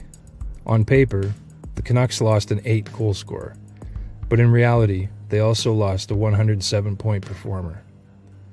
After the trade, Pettersson experienced a noticeable drop-off in standard of play. In the remaining 33 games, he scored only 7 more goals and 25 points, a 62-point pace. The team had also taken a step back, falling from a .673 winning percentage before the trade to a .515 winning percentage after the trade. Tocchet and team management felt the team was stronger by the subtraction of the underperforming Kuzmenko, but team chemistry had imploded. The following season, reports suggested that the Canucks locker room was divided. Arguably, the Kuzmenko trade is where one can delineate the moment that the split became a problem. Tocchet and the Americans in the room didn't feel Kuzmenko's absence as keenly as the European side. With Kuzmenko out of the picture, Miller began to dominate and dictate the team culture, while Pettersson receded. When the season ended, the Canucks offered Tocchet the richest contract extension ever offered to a head coach. He left anyway. Team captain Quinn Hughes had been vocal in his support for Pettersson during the Miller feud, but began questioning Pettersson's work ethic when the new season arrived. It was the exact reason that had caused division between Miller and Pettersson. After experiencing the conditions that made for a comfortable and gratifying workplace for only a season and a half, Pettersson found himself right back to where he had been earlier in his career, searching for a winger and a place to belong in the locker room. By the end of the following season, both Miller and Tocchet had departed. As of this writing, midway through the 2026 season, Hughes has also departed. Pettersson shows flashes of his former brilliance on the ice. His body language has improved, his 200-foot game is nearing peak realization, but he remains a 60-point pace player. Kuzmenko remains a well-liked presence, but has bounced around the league some, being traded twice more, first for a short stint with Philadelphia, and then to Los Angeles, his current home. He has played well in all 3 stops, particularly for Los Angeles during the playoffs. But he too doesn't have a player of Pettersson's caliber to create with, and that reflects in his counting numbers. In the end, the Kuzmenko trade revealed something larger than a disagreement over ice time or system fit. It exposed how fragile the conditions around elite players can be, and how easily an organization can overlook the subtler elements that contribute to performance. Pettersson did not change as a player. The environment around him changed, and the results followed accordingly. For the Canucks, the decision to move Kuzmenko was framed as a necessary correction, yet it also removed the one teammate whose presence had allowed Pettersson to operate with confidence and clarity, both on the ice and within the room. Once that balance was altered, the consequences were immediate and measurable. Every team understands the value of talent. Fewer recognize the significance of context, the relationships, temperaments, and small compatibilities that shape how that talent expresses itself. The Kuzmenko trade offers a reminder that the margins separating a 60-point player from a 100-point player are often not tactical or structural, but human.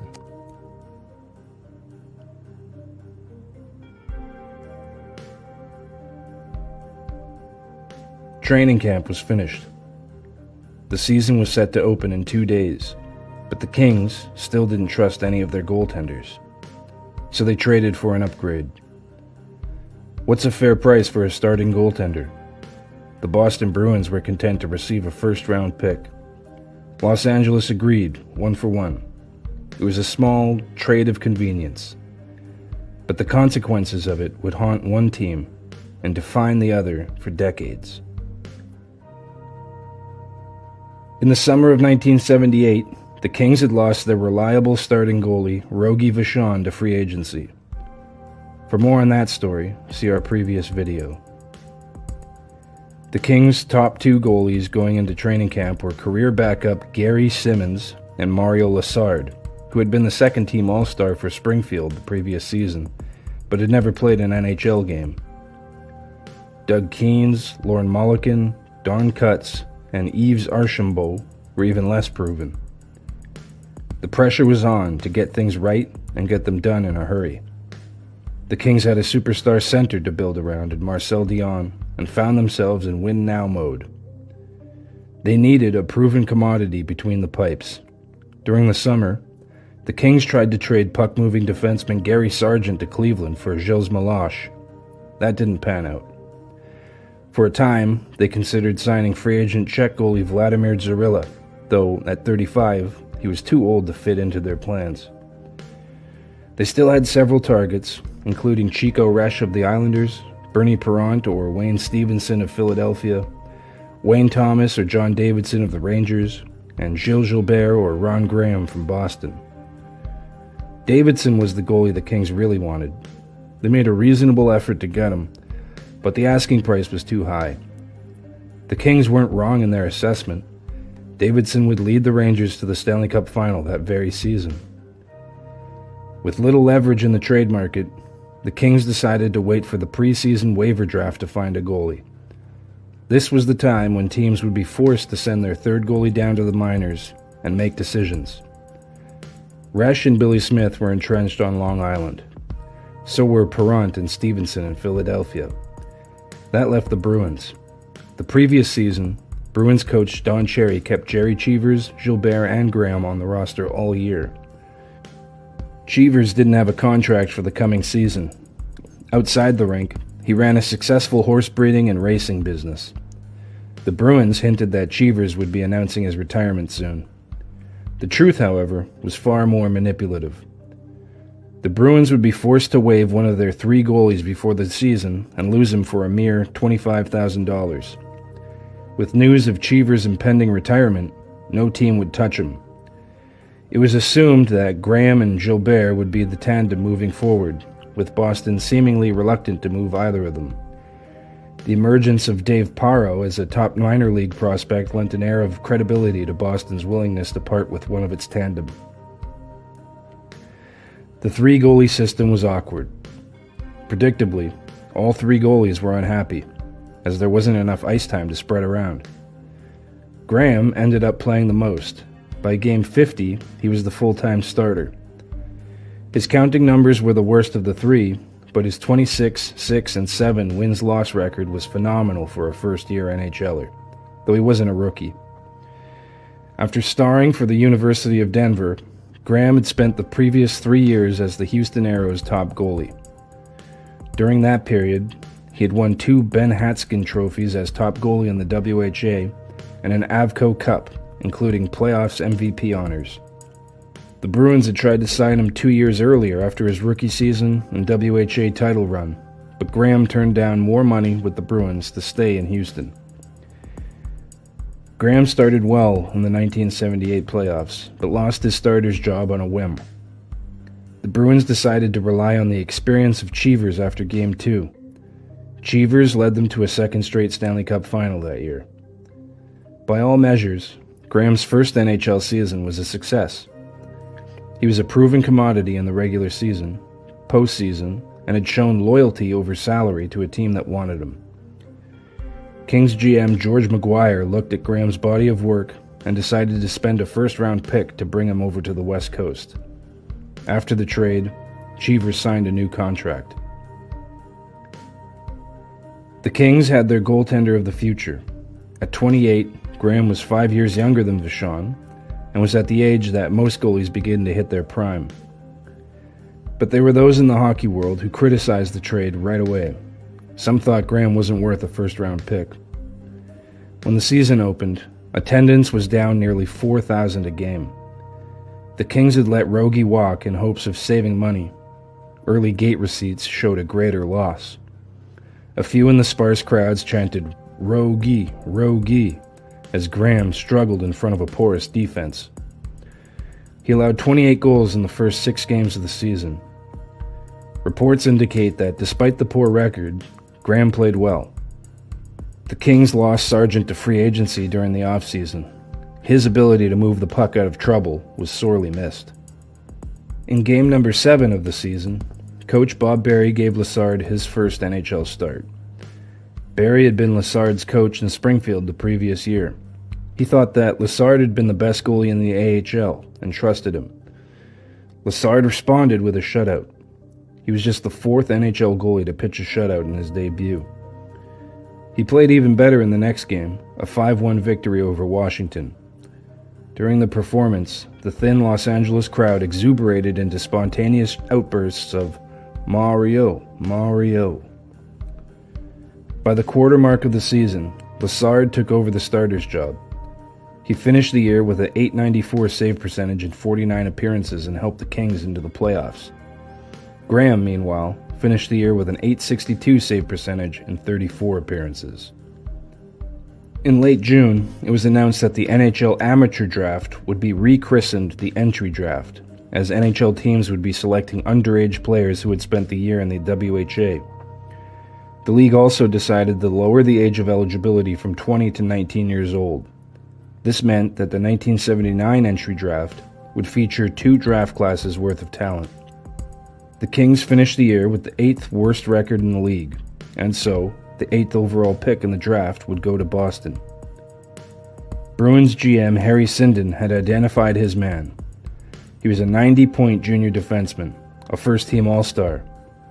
It was Keith Brown of the Portland Winterhawks. He was a rugged defender and a hard worker, one who seemed to fit the Bruins mold. But when Brown was taken with the 7th pick by Chicago, the Bruins scrambled for a consolation prize. They chose Ray Bourque. The next season, Graham played some of the best hockey of his career. From November 27th until the end of the year, he went 6-1-1 with a .916 save percentage. He couldn't sustain it. By late January, he allowed 19 goals in 3 games. He finished the year on a 1-7 run. Bourque, meanwhile, won the Calder Trophy. Graham didn't make it to the end of the calendar year with the Kings. He was sold for cash in mid-December 1980 to the Quebec Nordiques. He finished the year as a member of the AHL's Binghamton Whalers and retired at the end of it. Bourque would eventually become team captain in Boston. He was the face of the franchise, would go on to win 5 Norris trophies, and become the only defender to reach 400 career goals. The Kings featured a top 5 talent in the game in Dion and never made it out of the second round of the playoffs. They suffered the humiliation of 4,000 to 6,000 empty seats nightly until Gretzky arrived in 1988. In the meantime, Lassard was voted a second-team All-Star in 1981, but he would falter the following year. The goaltending situation overall would remain unsettled until Kelly Hrudey arrived with Gretzky. It was a symptom of a larger problem.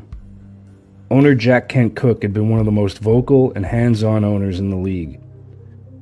No matter who it was, the Kings GM would act as a proxy for Cooke. Between 1969 and 1977, the Kings traded away all but one of their first-round picks for short-term veteran help. Tim Young, the lone first-round selection they'd made during that time, was shipped out a month later for a second-round pick. Yeah, you heard that right. They traded a first-round talent for a second-round pick. Young put up 95 points with Minnesota in 1977, the same year Dion struggled through a shoulder injury. What did the Kings have to show for all the wheeling and dealing of first-rounders by the end of 1980? Mike Murphy, Glenn Goldup, and Dion. Even then, Murphy and Dion were acquired through pieces already exchanged for first-rounders. However, had they hung on to their top picks, the Kings could have drafted Reggie Leach or Darryl Suttler, Larry Robinson, Steve Shutt, or Bill Barber, Bob Gainey or Rick Middleton, Brian Trottier or Danny Gare, Mike Bossy or Ron Duguay. Hitting on any of those picks might have been franchise-altering. 2 months into the 2005-06 season, the Boston Bruins had run out of patience. They were 8-13-5, and in a crisis of not adapting to the new post-lockout NHL. Sensing the need for an identity change, they traded their captain and best player, Joe Thornton, to the San Jose Sharks for a modest return. The Bruins had drafted Thornton first overall less than a decade earlier, and had only recently signed him to a 3-year, $20 million deal. This move could unfold in one of two ways: a cautionary tale about trading a superstar, or a blunt lesson in recalibrating team identity. By season's end, Thornton was the toast of the NHL. Hart Trophy, Art Ross Trophy, scoring numbers the league hadn't seen in a decade, while the Bruins missed the playoffs entirely. The trade was ridiculed then and is ridiculed now, but what if the Bruins were right? As a hockey trade, it was an instant flop, but as a culture reset, the move takes on new dimensions. Boston wasn't trying to win the trade, they were trying to win their identity back. For nearly 80 years, the Bruins had built an identity on toughness, beating opponents on the scoreboard and in the alley. But by the mid-90s and early 2000s, they were drifting, unsure of who they were supposed to be anymore. Thornton seemed, to Bruins brass, like the player who could restore that identity, but they had misidentified what kind of player he was. The Bruins made the playoffs every year from 1968 to 1996, a record for consecutive appearances. In that span, they won 12 division titles, 5 President's Trophies, and appeared in 7 Stanley Cup finals, but had only won 2 championships, and none since 1972. After years of diminishing returns, they had become every team's worst nightmare: mediocre. By 1996, the Bruins were stuck in a Bermuda Triangle of mid, an aging core, not good enough to contend, not bad enough to rebuild. The season spiraled into dysfunction.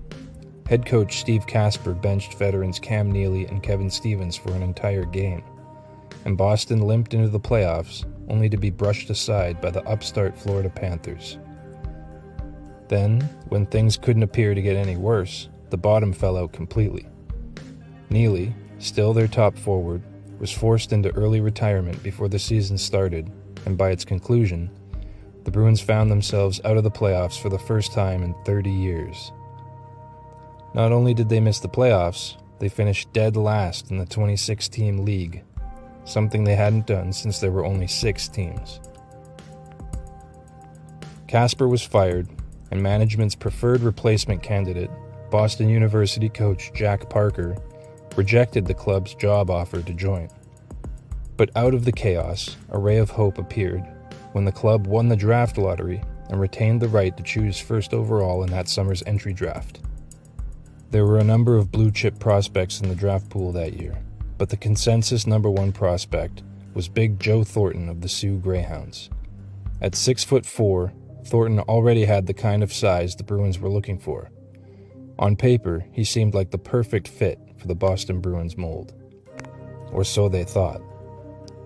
As crazy as it may sound, the Bruins thought they were getting themselves a grinder, a garbage pail guy who was going to stand in front of the net and bang in loose rebounds. They didn't want a finesse player, but that's exactly what Thornton was, a cerebral, pass-first playmaker, and a brilliant one at that. Before he'd even played a game, Thornton found himself in a contract dispute with the notoriously tight-fisted Harry Sinden. It was his welcome to Boston kid moment. His first few seasons were a struggle. He scored 3 goals and 7 points in 55 games of very sheltered minutes as a rookie, arguably the worst first season a first overall pick ever had. His future was already in doubt. Some believed that he should have stayed in juniors one more year and that the Bruins had rushed him into the lineup and ruined his development. But over the next few years, he showed slow, steady improvement, climbing from 16 goals to 23 and finally breaking out with 37. When longtime veteran defenseman Ray Bourque was traded to Colorado, Thornton became the face of the franchise. By 2003, he was a 100-point player, a true rarity in the dead puck era. But the following season, he took a step back, finishing with just 73 points. Many fans speculated he was playing hurt, but when he was held pointless in a 7-game playoff series against Montreal, a series Boston had led 3-1, management didn't care, and his heroics were forgotten. A troubling pattern of disappointing playoff performances was emerging. His failure to produce, unforgivable. After all, he had never really lived up to management's expectations. To them, he was a little too soft. This was the big, bad Bruins, after all, and perhaps his 8 fighting majors in 7 seasons wasn't enough to prove himself. Bruins brass were looking for an emotional leader. Thornton was laid back. Some fans theorized that Thornton had quit on the team when they had needed him most. After losing a full season to a labor dispute, the NHL emerged from the dead puck era determined to revive scoring. The league rebuilt its brand around speed and finesse, players like Thornton, even if the Bruins didn't. Hooking, slashing, and obstruction were finally enforced, speed increased, scoring chances abounded, and suddenly, a 2-goal lead at the second intermission was no longer safe. The game was exciting again. The Bruins, on the other hand, were the epitome of the old boys club in hockey. Cheapskate owners and a reputation built more on intimidation than skill. So when the league started up again, the old boys didn't get the memo that the clutching and grabbing era was dead and the era of skill and speed was already underway. Thornton understood the assignment. He was scoring at nearly 1.5 points per game pace, but even with their best player producing, the Bruins were floundering in the standings and felt they needed something deeper than a shakeup. They needed an identity change. The salary cap had just arrived, and Thornton's contract swallowed 17% of the Bruins' payroll. If Boston wanted a team makeover, they couldn't do it with that kind of money tied up in one player. The only way forward, in their eyes, was to move Joe Thornton out. With the surprising emergence of second-round pick Patrice Bergeron, the Bruins suddenly had another center they could build around. Bergeron fit the Bruins mold perfectly. Tough, smart, responsible, and productive. He was the kind of player you could rely on when the going got tough. So on November 30th, 2005, the Bruins traded Thornton to the San Jose Sharks for center Marco Sturm, veteran winger Wayne Primo, and defenseman Brad Stewart. Thornton became the only year-end scoring leader and eventual league MVP in history to be traded mid-season for obvious reasons. As Thornton took off in San Jose, the trade looked even worse because Stewart, the key return asset in the deal, never found his footing in Beantown.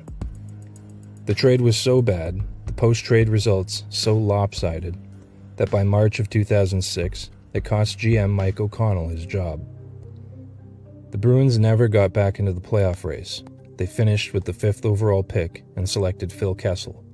They would later swap Kessel to Toronto for the 2nd pick in the 2010 draft, where they took Tyler Seguin. Brad Stewart had been a solid top 4 defenseman with San Jose, but never equaled Thornton's value. Stewart and Primo were then packaged and shipped to Calgary for Andrew Ference and Chuck Kobasu. Kobasu was traded to Minnesota for a package that included Craig Weller. Weller was sent to Florida in a package that netted the Bruins Dennis Seidenberg. Sturm gave Boston 5 dependable years as a middle 6 center. More importantly, the cap space created by moving Thornton allowed Boston to make its most consequential decision of the era, signing towering free agent defenseman Zdeno Chara. Chara would become the anchor of the franchise's new identity, its captain, and the centerpiece of its eventual championship run. In that sense, the true return for Thornton wasn't Stewart, Sturm, and Primo. It was Chara, Seguin, Ference, and Seidenberg. These were 4 important pieces in Boston's Stanley Cup run of 2011. Seguin was just a rookie when the Bruins hoisted the cup in 2011, but would contribute offensively in a limited role. He would eventually develop into a true number 1 center, though not with Boston. He too would eventually fall victim to Boston's identity politics. The immediate results would indicate that San Jose fleeced the Bruins on the deal, but a quick glance up at the rafters at SAP Center and TD Garden tells a different story. As a reset, as a culture change, the trade succeeded on cultural grounds. Boston won a trade of identities. They became champions, while San Jose, with Thornton as their captain, never got over the hump and eventually became the punchline of every joke about playoff disappointment. Looking back with perfect hindsight, there's practically no scenario where the Bruins win the 2011 Stanley Cup with Thornton as their key player. The Bruins' identity that year was centered around Bergeron, Chara, hulking winger Milan Lucic, goalie Tim Thomas, and rookie pest Brad Marchand. It was a formula that worked, and in the game of what-ifs, we can say with confidence, a Thornton-led team would not have beaten Vancouver. We know this because a Thornton-led team did face the Canucks. You can analyze rosters and matchups all you want, but what you're really looking at is leadership and team chemistry. Some teams never find that extra gear, others do. Boston never believed Thornton's cerebral, pass-first style would find it when the chips were down. San Jose benefited from a laid-back locker room vibe during the regular season, but during the playoffs, when the pressure is on, there was a clear leadership deficit in San Jose. This was made explicit when Thornton was stripped of his Sharks captaincy in 2014. The Bruins' thesis in the trade was that Thornton wasn't the kind of leader who could drag their team to a championship, and history, fairly or unfairly, sided with them. Boston won a cup. San Jose didn't. Would Boston have won if they had faced anyone other than Vancouver? Impossible to know. But the other likely opponent was San Jose itself, the Thornton-led Sharks. How fascinating would that final have been? And again, it never happened. And that's the whole point, isn't it?